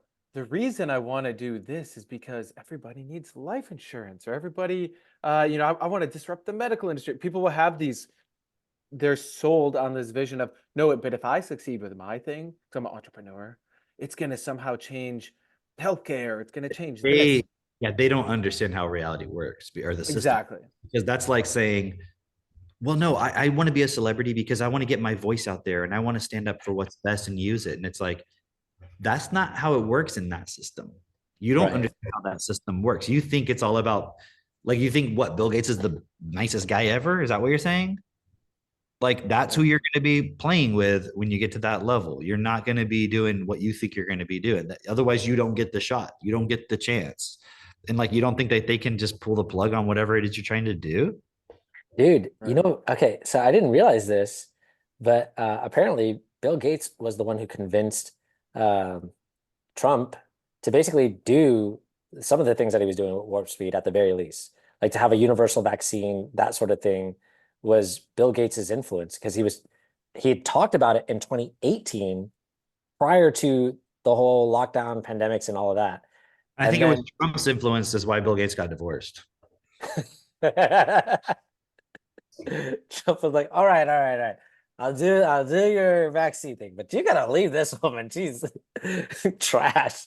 Oh no. I want to switch gears a little bit and talk about how because you had sent that thing from when you were uploading the AI songs to YouTube, it basically was asking, is this AI content, right? Uh, And well, what it was specific, well, it said on there, you can read it. It's on there, but it was saying, are you putting anything on here that's meant or that appears to be real, that is synthetic, right? So okay. I put yes, obviously, because otherwise I'm feeling that, but they'll probably just figure out a way to flag it and take it down. Because I used like a Mid-Journey image, and the picture I've used of like the woman on the cover of it like looks like a real person. So I'm like, yeah, okay. I mean, I don't care if anyone knows it's real or not real. What does it fucking matter? But you made an interesting point. I was looking at the notes. Where did you get that information of why you have to tell YouTube? Oh, okay. So no, I just put this together because I was seeing a video of somebody had interviewed the CTO of Sora. And CTO is the chief technical officer, right? And so they had interviewed her, and one of the questions that they asked her was, so are you guys using like what data are you using to train Sora? And she was like, oh, we use like public videos and A little bit of this, a little bit of that, dibble and dabble, we you, just kind of throw it all in a pot and see what happens. you Nothing. saw it, right? You saw the interview? I have Oh, okay. people talking about it, but I'm just joking. So that's what she said, right? And then the interviewer goes a little bit further and says, oh, okay, so are you using videos from YouTube? And the woman's like, she pauses and she goes, I don't know. And like, okay, you're the CTO, you don't know? It's like, Oh, you never really got brought up where we're getting it from. I just yeah. it was all good. And then she asks her another question and she says, I don't know again. And then she goes, okay, but you have this deal with Shutterstock, right? And she's like, then she goes, so there's obviously a deal with Shutterstock to use like their stock photos. They paid them. And she goes, I'm not going to go into the specifics. Like I'm not going to go into the details of that. What are you here for? Right. Right. And so it was really interesting because the person, so I watched somebody doing like, their reaction to her video, and they said, the reason why she can't answer this, and she really should have started with, I'm not going to go into the specifics because now it looks really bad because the face that she made, oh, she makes this face. It's a hilarious face that she makes while she's like saying, right before she says, I don't know, she goes, like, are you using content creators I didn't videos? expect that question. Like, what do Yeah, you like think happened? it was like, dude, what the heck? But the guy who's reacting to it made this point of, well, if they're using your content on YouTube that you produce, they should be paying you for that as well. Because look, they're willing to pay Shutterstock. Why? Because they know that if they just take Shutterstock's videos, Shutterstock's going to be like, hey, we will file a lawsuit against you, right? And so they're expecting potentially that, all these content creators on YouTube aren't going to, file a lawsuit for like $5 or whatever it is, right? But they're not willing to pay the content creators. But it's becoming obvious that that's part of what they're using to train their AI. Is where else are they going to get the information from? Where else are you going to get public videos from? It's like, oh, okay, so you just scoured YouTube and just took, I mean, you look at Suno. I mean, I wonder, like, where are they getting their training data from? You wonder, is it Spotify? And then you think, if you're Spotify, you've got all this fucking, if you have all these deals, and then if they can just find a way where you compensate the artist, yeah. Assuming if they do, I don't know what they're in the background, what all their deals are, but I mean, they have all that data. Well, you can see definitely from like Udio, they are working with artists. Like will.i.am is behind the Udio thing, or at least he's a major investor in it. Like That's why every he's time I promoting try to it. make music on there, it just is like, let's get retarded in here. Like, I don't want those lyrics. Every time you try to make music, you are now rocking with will.i.am, and yeah. There you go.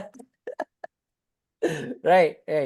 No, so it's What though? That song is a good example I was talking about earlier, where like the resonance of it.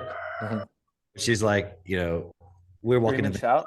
all eyes on us, and it just makes you feel like you're a fucking badass, even though it's like not about you. You know what I mean? But Yeah. like they know how to create that resonance. You're like, yeah, I'm walking in the club, all eyes on me. And you walk in the club and nobody's looking at you at all. In fact, metaverse, all right, yeah. all bots. Oh man. Somebody sent me the other day, somebody sent me some woman entering, this happened years ago, but somebody entering into the metaverse and then immediately getting gang raped in the metaverse, right? And I sent them back, well, she shouldn't have been wearing that. Right? And then he sent back, he was like, I mean, maybe she just didn't realize she could take off the VR goggles. Dude, but read Otherland, man. Damn. Yeah, right? Dude. So it's okay, so YouTube is saying, hey, are you putting AI on here? Because obviously other AI companies are using that information to train their AIs, and they don't want to retrain their AIs on other AI generated content. It just doesn't make sense. Yeah. At a certain point, man, what the hell are they going to train stuff on? Because, let's assume people are, okay, look at all the people who are using Suno and Udio and all these things now, or Midjourney or whatever. At a certain point, it's like people making original stuff, people making AI stuff. Mhm. And, remember that video we were talking about with the C3PO thing that the guy made, right? Yeah. It's like this whole music video, and it's all made with AI, which doesn't mean he pushed a button and it created the whole thing, but it's like all the images are with AI. All the voices. I never saw, like, what about the actual editing of the video? I'm assuming he put that together himself. I don't know. I don't think an AI did that, but I don't know. Maybe there's a tool for that, but it like uses all these different tools. He did like AI Photoshop even though, and like AI, the music was through Suno, all that sort of stuff. Voice cloning was through whatever thing, and LM Labs, yeah. GPT wrote the lyrics, and and all these things. It wasn't just like you push it one time, you do a whole bunch, and you're using it to give you the stuff eventually, right? Right. And it was this whole, interesting video called like Gold Gang of like C3PO, like Gold Gang, and he's like, and it's, really cool from a certain perspective, right? But I'm like, it's only interesting because it's if you're a nerd. What I'm saying is, well, it's only interesting because it's C3PO. Because it's Star Wars. Because it's Star Wars, because it's like playing on the Gucci Gang, I guess, or whatever songs, it's like playing on all that. Would it be interesting if it wasn't in essence a parody on something that was already popular? Yeah. And so I'm just looking at fast forward a few years from now. Mm-hmm. I mean, because everything that seems to be popular is just old shit. Star Wars, okay, stuff. It's all stuff that already existed. There's nothing per se new that's coming out. And so at a certain point, not that I'm placing value on that, it's just the AI is gonna run out. It's like, what's going to be the new? Do you think that AI itself can be creative? Right. Because it seems like it can, but even the stuff we made with it, it's all stuff that you feel like you may have heard before. It's not like something totally fundamentally new. Yeah, it's interesting because that leads into the whole thing. I sent specifically that video where the guy was talking about how Amazon was using the Indians, because at the end of it, so basically the guy's saying, a lot of these companies that are claiming that they have AI are just bullshitting. They're lying. And then they're like trying to create something. Depends on the context. You say a lot of these companies, most people aren't aware of what the companies are. Okay, so no one's aware of Amazon's using it for X, Y, and Z. They're just mid-journey. We're not talking about like the image generation or the right. So then obviously the image generation, that is AI. Obviously the Suno thing, that is AI. You could possibly fake that. Anyway. Right. But when it comes to Amazon has, which we talked about because they were planning this for years, essentially, but they have these stores where you can go into the store, grab something off the shelf, put it in your cart, walk out, and it will automatically charge your Amazon account, your Prime account, or whatever. And they said that was being done by AI or whatever. But as it turns out, it's being done by 1,000 Indians. Attentive Indians. Yeah, attentive Indians. That's what AI means, attentive Indians, which we should have all known, right? But it's being done by 1,000 attentive Indians who are watching the cameras and then, going, oh, what is that they put in the cart? Okay. Oh, shit. Okay, it's a grapes. Okay, look at the price. They have like a price sheet. Exactly. They're faking some aspect of the AI with just a large number of people in some center somewhere. I don't really understand how they're doing it or what exactly, but it's exposing that what's going on is a lot of companies are they need to say they're doing AI. Right. Because so that they're continuing to be relevant in stock prices and values and blah, blah, blah, blah, blah. Right. Right.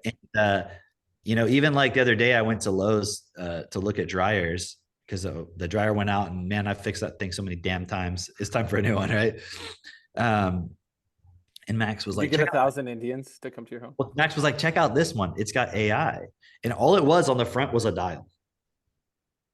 And it like determines how long the cycle should be and all this different stuff. And I was like, Max, I don't trust that.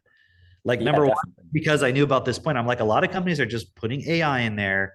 Not to say it isn't AI, but they're just putting it in there because it's supposed to be in there. Organic. Not even necessarily of benefit. And I'm like, I don't know what that's connected to. Is it going to determine for me how dry my clothes should be? Right. You know what I mean? Like, what if it's not right? And like, I don't agree, and is it connected to something? Like, so I was like, we're not going to get those ones. Like, I'm not doing it. I mean, I know there's a certain point where I eventually won't be able to avoid it, but I'm not going to go out of my way right now to buy a brand new dryer that's specifically AI just because it seems cool. You know what I mean? Yeah. But even they're putting it in fucking dryers at Lowe's now. It has AI. Yeah. Yeah. It's crazy. But the big point that I wanted to look at was with how even Google's AI, Bard or whatever, where he said he would type in, where should I go for, this tourist attraction in Vegas? And it tells you the number one place to go is blah, blah, blah. And he's like, that's interesting because that's literally what it says on this website right here. That was written by this guy right here. And it's him. He's the author of the website.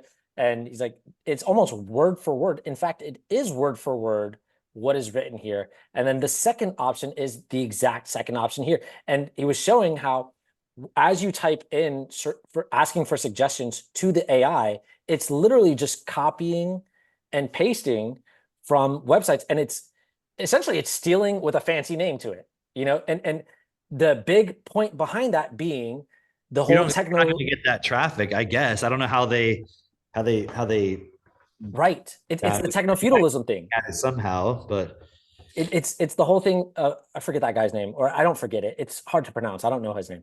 But the you know that guy, the bald one, who talks about techno feudalism. oh yeah. Yeah, how about that? Slovaki or something. Yeah, I like uh, yeah. It's like, yeah, I'm trying to even imagine how it's spelled. Right. So Sluv- anyway, I don't know. but he makes really good points as far as it's not a marketplace. Amazon is not a marketplace.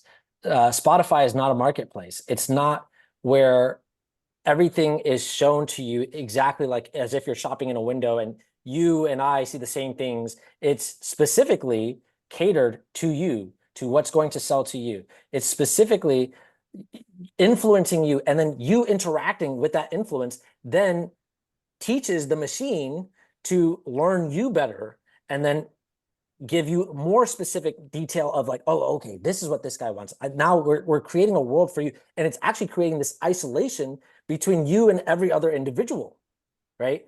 And so we're seeing that not just in Amazon or in Spotify or in Shopify or in just Google. It's in everything. Even what they were talking about, the spatial reality or spatial computing, where they were talking about how I thought that was really interesting. The point of, hey, we can make a digital twin of the factory that any sort of manufacturer is trying to build, and they can place all of their machines and everything in that factory. And then they can see if we run the factory like this, what will be the output? Does it actually create the flow that we want to? Oh, no, that would actually slow us down. We could have a better configuration if we do this instead. And that saves them potentially millions of dollars because they don't have to actually place those machines and run it to find out what their mistakes are. They can just do it digitally and find all the mistakes, and then they can do the revamped version. Think it's possible they might use this technology to predict like what people will do. Dude, I was just thinking of it Like when there's like a certain war promoted or a certain vaccine in promoted or this or that. exactly. I don't think that they're going to take all your data and you're like okay, think about this. Here's the matrix. You're not in the matrix. You're in a physical world, yes? Okay. You don't have to strap you into a pod with metaverse goggles. Okay. All anyone has to do is you're on your phone or whatever, right? Assuming you didn't walk into the back of a drone propeller, okay, which happens apparently. But no, you have your phone and you're interacting with it in whatever way you're feeding the algorithm, right? Some company, group, government, all big conglomerate, right? Takes that data and simulates the entire fucking world. Okay. And says, okay, if we do this, what happens? If we do this, what happens? If we do this, what happens? Dude, you know what it's kind of like? It's kind of like the foundation. It's kind of like Yeah. you know, It's like Foundation. It's like there was this movie, man. Oh man. I forget what it was called, but it was like this real old like 70s movie. And I think there may have been a book as well where like they made a simulation that they could like watch. They like look in this little screen and they could see this little simulation going on. I remember like one of the guys gets like trapped in it or whatever. It's kind of like a precursor to the Matrix in a way. okay. Yeah. But you see, I mean, like that's the whole point of the digital twin. Yeah. I mean, you have a digital identity, so they can use it to. I mean, will it work? Dude, wait. Because somebody was making this point of um if they can make the guys from Sora, the creators of Sora, that if they create enough, if they give it enough information, it will start to act the way that people act. Like it will need to act the way that people, it will need to understand how people think, how they're going to be influenced. AGI because it has to interact in the world the way we do. Yeah. Yeah. And so that digital twin is just like, that is. But that's an individual that's separate from us. I'm saying like they have a digital twin of you and me based on all of our data, right? Yeah. And like you putting on the glasses and it's seeing everything you see. And it's like, and we're literally creating like this kind of even more fucked version of the Matrix, really. Yeah. Okay. So that digital twin of you, you're making my point for me, is now they're going to, okay, now we know what to influence you with specifically, because they were even saying, okay, yeah, companies can use it for that, but individuals could use it in your own home. You could use this spatial computing to have an interior designer without having to pay for an interior designer. And it's hooked up to Shopify. So it automatically goes to all these, it's like, oh, so the things that you're going to suggest for me to put into this room are going to be partners of yours. Like, it's so obvious, and so every dollar that you spend is going into the same, like 5 people's hands. It's just like, oh, that's the techno feudalism. That is, in case you are not aware of what I'm saying. But I want to make couches and sell couches. It's like, they're never going to be recommended to anybody. Yeah. Because they just go on the AI and like, why would I even go on Spotify or on Amazon and look at other couches when it's like, here's the perfect one for you that the AI recommends. What do you not like about it? Oh, you don't like that color? Okay, here's another one. It's not like, here's all the couches available. Right. You see the difference? Right. So now, I don't think I mentioned this to you guys. Spotify, I haven't tested it. I haven't seen it yet. I just heard about it, that they have AI playlists now. Before they had an AI DJ that'd be like, I don't know if this is a new one or if it's like the previous one, but it'll create a playlist now for you. If you're like, yeah, I'm having dinner with some friends, I want like some chill vibes, that would go well with like whatever. Or, I'm about to go work out. I need to get pumped up. Yeah. Because before the AI DJ would just start giving you stuff based on your previous history. This one now, apparently, you can describe to it, kind of like you're prompting it. Yeah. Creates a playlist for you based on that. But at a certain point, potentially, I could see it as you prompt it and it just generates music for you when it's good enough. Because if they train it on all the data, let's say they have deals with the artists where it's like, well, you'll get compensated if we used your song in the generation of that thing, if it was somehow connected to the tracking in the data. I could see that. Where Spotify is just like, well, now we don't have to pay any artists at all. Like eventually it gets to that point. If I tell it, make me a playlist on, I want to get pumped up, it doesn't ask me, okay, do you want 9 Inch Nails? Do you want this? Do you want that? Like, it's not like, I don't care what it is. I just want to get pumped up. Right. So what if it's some song I never heard of before? Some artist I never heard of. It's a playlist that you're not creating anyways. You're not like, hey, I want to hear all the Beatles' greatest hits. That's a different thing. It can't generate that with an AI because it already exists.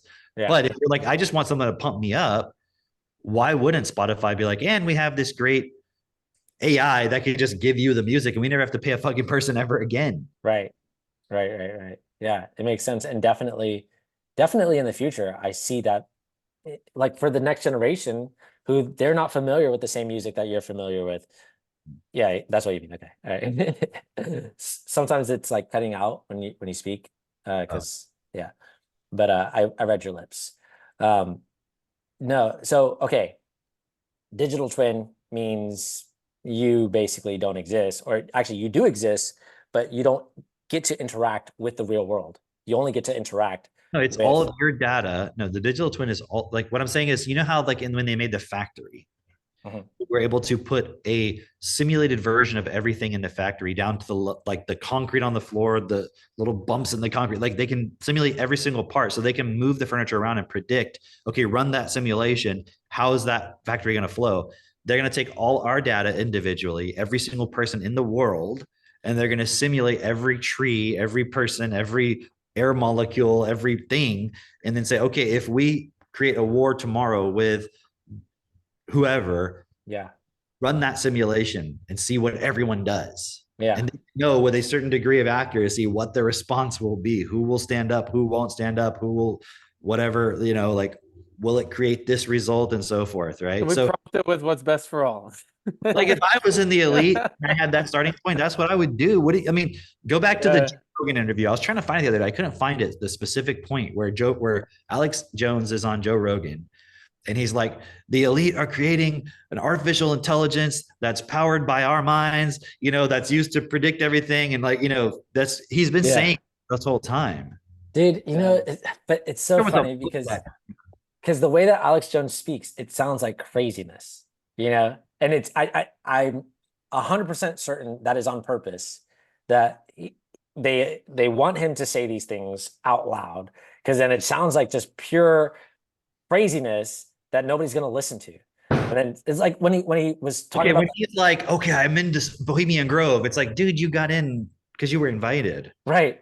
Now he's like, what's that guy doing in the woods? Oh, that's just Alex. He's out there pretending like he's like uncovering our activities. Yeah. Oh. Yeah. Or like when they gave him the story for they're turning the frogs gay, like that was purposely given to him so that he could be like, oh, they're turning the frogs gay, and be like, I mean, is the story given to him, or is it just that's how he is and he researches those things, but he's allowed to say it? Like he's just like, I don't even know that it's a people allowing him or giving him, maybe some information is given to him. I'm sure there's some level to where he's manipulated by groups and so forth, but I'm saying it could also just be that's his programming and he fits the system. It's a combination of those two things. Yeah. It's to say like, oh, he's just a plant. He's totally there. It's artificial. Like, I don't think so. I think people don't operate that way.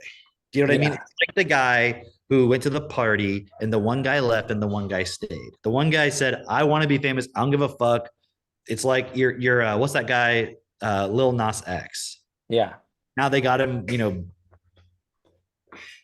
having totally consensual relations with the devil. I'm trying to think of a way of saying it that's not homophobic. Totally normal, non-degenerate, sexual expression with Satan, in hell. With Satan. Remember the video? Yeah. It was sex, right? Yeah, that was pretty much the video. Yeah. But what's funny about that is like, wasn't that just like a South Park episode essentially? Remember, like with Saddam Hussein? Wasn't that like a movie?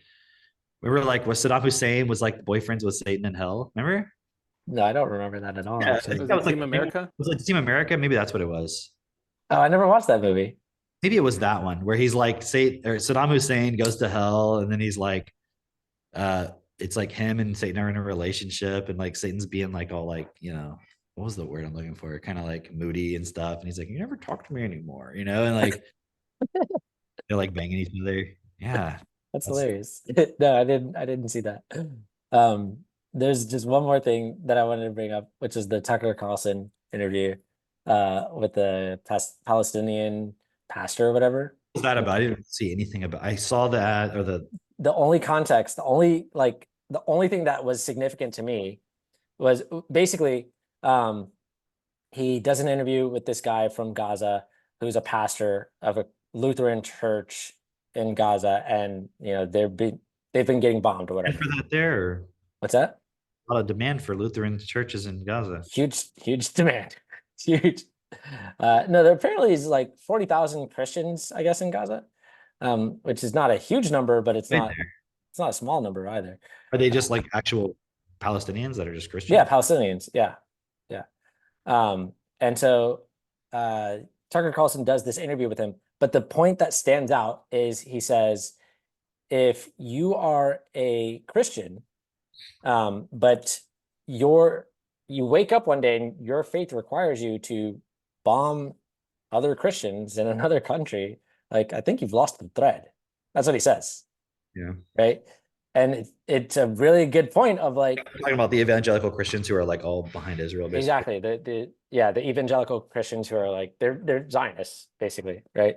And it's like, yeah, if that's your religion to bomb your own people, what's the point of your religion? Like, where is the line? And it just kind of shows really clearly, like, a lot of people just don't have any real principles Any any ability to real, reason, yeah, it's vocabulary. they're just going along with, well, I don't know, my pastor said this, authority said this book said that, and this said this, and it's just And what's it's like, popular. and it's like for 2 hours of the week, they go to their fucking church service or whatever they do, and then they go back to being in survival mode and getting stimulated by fucking Netflix. Like, Yeah. damn, Yeah. And what so, a waste of a life. right. But So, you yeah. can wake yourself up. Get out of it. Fuck Yeah. that. Mitchell, how do I wake up? I'm stuck. I'm trapped in the matrix. Please help me. Stop hitting your fucking snooze button. You guys see the thing I sent about the Russian couple where like their 1 month old died at like 3 pounds The because they vegan would thing. it was saying like the dad, the father, I guess I don't know if they're married, but it was like the father and the mother were like together basically, and they I mean, it was like they're kind of, I think their lawyers are kind of arguing, trying to figure out who's to blame, and they're saying like the father would only let him eat berries, and he wanted to raise a son, or he wanted to raise a man who would only be nourished by the sun, and it's like totally into like just the whole vegan thing, right? So And what was the mom doing? well, they were saying, yeah, it was the dad was all crazy and everything, but then his lawyers are saying, well, the mom actually became vegan first and all this stuff, and she was a vegan, and that's really what's going on. The breast So milk makes you not vegan. Okay. yeah, so was it like she was just not giving him breast milk? Sure, it sounds like it. I mean, again, they give all the details. That is insane. That is insane. Okay, that reminds me of like the solar eclipse story that you sent as That's why well. I brought it up. Yeah, exactly. Because that was insane. That was really That crazy. one, the solar eclipse story. Didn't someone like kill their kids? They Something? like basically their partner, they try to kill both their kids, but they only succeeded in killing the 8 month old, and the 9 year old somehow was dropped onto a highway, and then they avoided being hit by a car, but unfortunately the 8 month old did not, which is like, and Yeah. all over this idea of like the eclipse is the apocalypse, or I don't know, some crazy idea like that, right? And it was like apparently she like the mother was like into like every fucking conspiracy theory like you can imagine. She was like an influencer. She had 100,000 followers, and she was all talking about the eclipse was going to be a point where everything, but the reason I sent that is because it shows like the mind and how if it's not directed it creates energy, and then you just start going and going and going, and then all the fear that's being created right now, and how it just goes to a whole nother level in that person's mind, to the point where a mother would push her own kids out of a moving car on the freeway. Right. And this isn't just some random ass like lady in the middle of nowhere. This is like a fucking influencer who has Yeah. built quote unquote credibility to be listened to. I Wow. mean, they have 100,000 followers and somebody's listening to them. Listening to them. Yeah, or they're getting pushed. Yeah, but it's like, and then it becomes easy to then go into, oh well, she's so how could she? She's so horrible, right? I'm so right, and she's so wrong. But it's like, where are we also just participating in that same bullshit with I himself? like this point that Avery's been bringing up, as far as the mind is really heavily influenced by you, the being, right? It's not just your mind as is this evil thing that you're fighting. It's like, no, it's influenced that way because of you, and now it's up to you It to wasn't just direct a it. point he was making. If you study the reptilian series and so forth in Equal, they explain like it's not like okay, it's not like I was born in the okay. Let me put it this way: imagine the computers, the machines made a simulation for you that would be like really great. Everything would be perfect, right? But then as soon as they put you into it, who you are influenced like the actual creation of that system. Yeah. And then it was like there was all this war and all this stuff anyways. So it's not like if you think about it, we're here on this earth, we're in these bodies experiencing reality on this earth, which is pretty cool. So to be like, oh, we're trapped here, we're enslaved, like I got to get out of here. That's what the Christians do. That's actually what the Jews do. I don't know about the Muslims. I think it's kind of what they're doing too. It's like the Buddhists. If you think about it, all of them are like the Hindus. It's all like we're in this prison Mm-hmm. and we have to escape, and there will be some kind of afterlife or something that we can get out of it, right? Get out of here and go somewhere better in a way. But it's like, actually, we're fortunate to be able to be here, but we keep turning everything here into something fucked up because that's who we are on the inside. So if you go back and you start reading if you read the blogs, Creation's Journey and Heaven's Journey from the beginning, what does it explain? Like, the very first movement in reality was us separating ourselves from us because of a self-judgment. And you can read the point yourself, but it's like that created conflict. And then those continued conflicts start like just rippling and combining in new ways to just create what you see here now as all the conflict that we see. Yeah. Because the starting point of us as beings has never been actually equality with who we are and what we are. It's always been sort of like there's got to be something more. And, again, you can read this stuff. So it's like in the system itself, there's no solution. Yeah. Because the system itself is an expression of us reducing ourselves to less than who and what we actually are. Do you see what I mean? So there is no solution in it. There is no solution to Israel. Oh, it's the two state solution or something, or it's this or it's that. It's like, unless the system fundamentally changes in terms of our start, unless we change, because even if you quote change the system, if you don't change, you can't change the system. It's just going to continue to be a reflection of who you are. Right. Yeah, it's a good point. And that's why. That's why we do what we do, because like on some level, we all see that. It's like, as a being, you realize like, this is fucked up. I need to change this. Right. And when it goes from a want to a need, that's really like, that's self-perfection right there. Yeah. But then it's continually doing that and accumulating that year after year after year after year till that reflects in the world. And then we can influence politics. It's like we can't just now say, oh, I reject the total system. It's like, no, we have to use what's here, but it's who are you within it. Dude, I just want to make this one point as well. That's why it's self-perfected, right? Because I was looking at this point specifically of, I don't know how to describe this, but I'm just gonna go for it, of having had the experience of, because we've all had experiences where we grew up and like things just were not best in our environment around us, and the people around us were not the best, right? And then we have this belief, or we can have this belief, that that's just who these people are, right? And I was looking specifically at this point of, I believed my mother to be a system. I believed that this system that was playing out throughout my mother was her, right? And then what happens is, like I hear so many people talk about this point of trying to live up to their parents' expectations of them, or whatever it is, right? And like hearing their parents' voice in their head all the time, and even like long after their parents have died, or even if they've dissociated themselves from their parents, whatever, they still hear their parents' voice in their head, right? And it's like, that's the system. Actually, it's not your parents' voice. That's because your parents are not there. They're not saying that to you in this current moment. But that's the system that's happening inside yourself, and which is the system that was within them, which is not your parents, but it's the system that permeates through generation after generation after generation and throughout society. And we believe that like we grow up and we believe like that's just who this person is, but that's not true, right?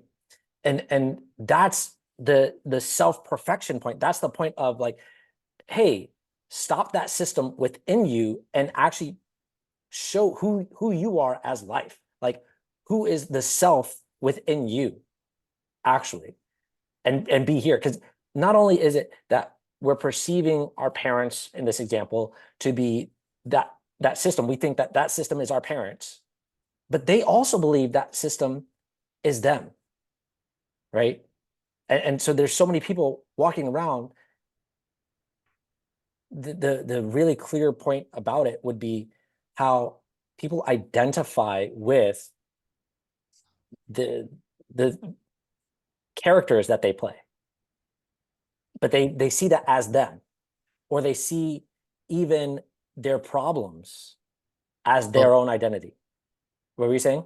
Well, if you go on Destiny and you search for the articles written by Jesus, okay, explain. There's one in particular. I can't remember the title of it, but it's Jesus explaining why he came to Earth and what he actually said and why he was killed for real. And I know there's a whole series on Equal, but this is a specific article. And it's interesting because you look at all the wars that are being fought, all the conflict, justifying it using Jesus, justifying it using like, I believe in the Savior and he already came and he's coming back, or I believe in the Savior, but he hasn't come yet, or I believe there is no Savior and it's just God gave us these rules, or whatever. It's like all this, it's all who disagreement upon whether there's a Savior or no Savior and all this bullshit, right? The Messiah. But the reason why Jesus was killed was because he tried to wake people up to realize, like, you're not these pictures that you see. That's not what you are. Like, you're a being inside and you're all equal. And so you're fighting with each other, you're having conflict, and there's inequality when you're actually all, in fact, life. And he was killed because of that. So, like, it's ironic because people are getting pissed off at Ben Shapiro because he said Jesus was just a rebel, who tried to overthrow the Roman government and got killed because of that, right? That is the fucking reality of it. Yeah. Like, it wasn't that he was trying to overthrow the government, but it's kind of like you're challenging the system. Yeah. Right. The problem is there's only one person. He wasn't able to communicate it in a way where everybody could understand. People didn't have enough context. They didn't have the vocabulary, and it was only one person. And, he didn't really understand how to support people to change that point within themselves. It was just, here's what we have to do. It wasn't like a, how do you change yourself? And that's going back to your point, the self-perfected point. It's not just a, hey guys, let's just get into political office and let's change it. Like, that's what activists do. It won't work that way because you'll just bring all your stuff. When the pressure comes, when the moment comes of decision or whatever, you'll decide what that person would have done too, because that's the only reason you would have been put there. So you have to change yourself, and through that, gather a group around you who has the same principles, who's also changing themselves. That's the end of the day. That's the point of it. And it's like point by point as you change yourself. That equalizer example is so helpful, but it's like, I've been looking at a lot at this point, and this could be cool to wrap up on, is the conscious mind will jump from thing to thing to thing to thing to thing. And if you apply yourself in this process and just jump from thing to thing to thing to thing, you're never going to fucking get anywhere. As opposed to saying, hold on, what is the pattern behind this? Now, this takes time to get into this. So you got to just start, and then over time you figure it out. And then you come on the Hangouts, come on the, the calls, come to the events, because it will help you with this. It's like, yes, you can dial little knobs on your equalizer, or there is a way deeper point, which is figuring out what is that unconscious and subconscious characters that you're participating in. Because when you can modify those, like, for example, if you have a baseline character of giving up every time you feel a certain way, you correct that. That helps with a million different programs. So you could spend, a million days on one thing, or one day hitting the right point, and then that like clears things out. It reminds me, because we're gardening here, because it's springtime now. If I'm sitting there just fucking ripping off little leaves on the weeds, it's never gonna fucking change. Or I take the shovel, fucking cut all around the weed, throw it in the compost, is like, boom. Now, and you have to bury it deep in the compost, right? Otherwise it has fucking seeds and it spreads. So it's like, it's so cool when you start to figure out, okay, what are these characters that you can really start to work through? But the way that you get there, you got to do your DIP Lite, and then you can do the DIP Pro, or just come in self-perfected. We will show you what to do. But come on the Hangouts and participate, because it has been like, I have grown so much, like day after day. I just finished Creationist Journey to Life recently, and Bernard was explaining on, I don't know, I think the second to last day of it, says that we're going through the acceleration of self. And so you're now able to live what would have taken you several lifetimes. You can live several lifetimes in a day. And I was like, yo, that's amazing. But I've seen I've seen bits and pieces of that within myself, because when you can really take on a couple points and you like really resolve that, it is the coolest thing, because you start to see yourself change. You see how you can go up to new people, you can influence new people, you can get into new rooms. It's like I'm seeing myself be able to get up higher, let's say, in the system, but then you get the challenge. And then people will poke you and see, are you gonna fucking fall? And it's like those are those moments though, where then you can double down on like, no, this is what's actually best. And that's a point that each of us and everyone listening to this and the 200 people you need to go influence next. Well, really, let's just say the next person you need to influence.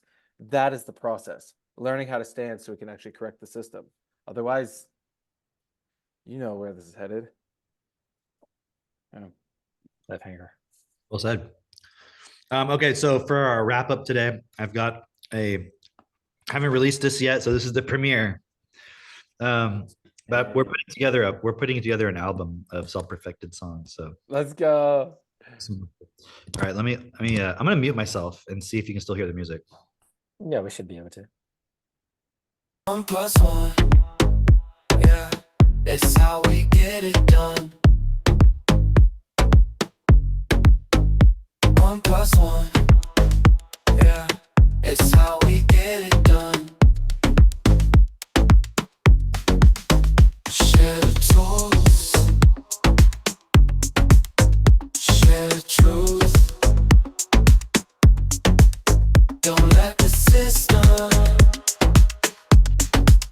destroy our youth. 1+1, yeah, it's how we get it done. 1+1, yeah, it's how we get it done.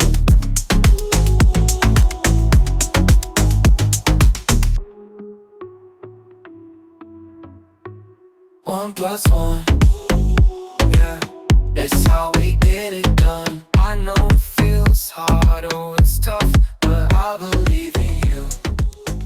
Yeah. All right, bye. Bye. I won. Oops.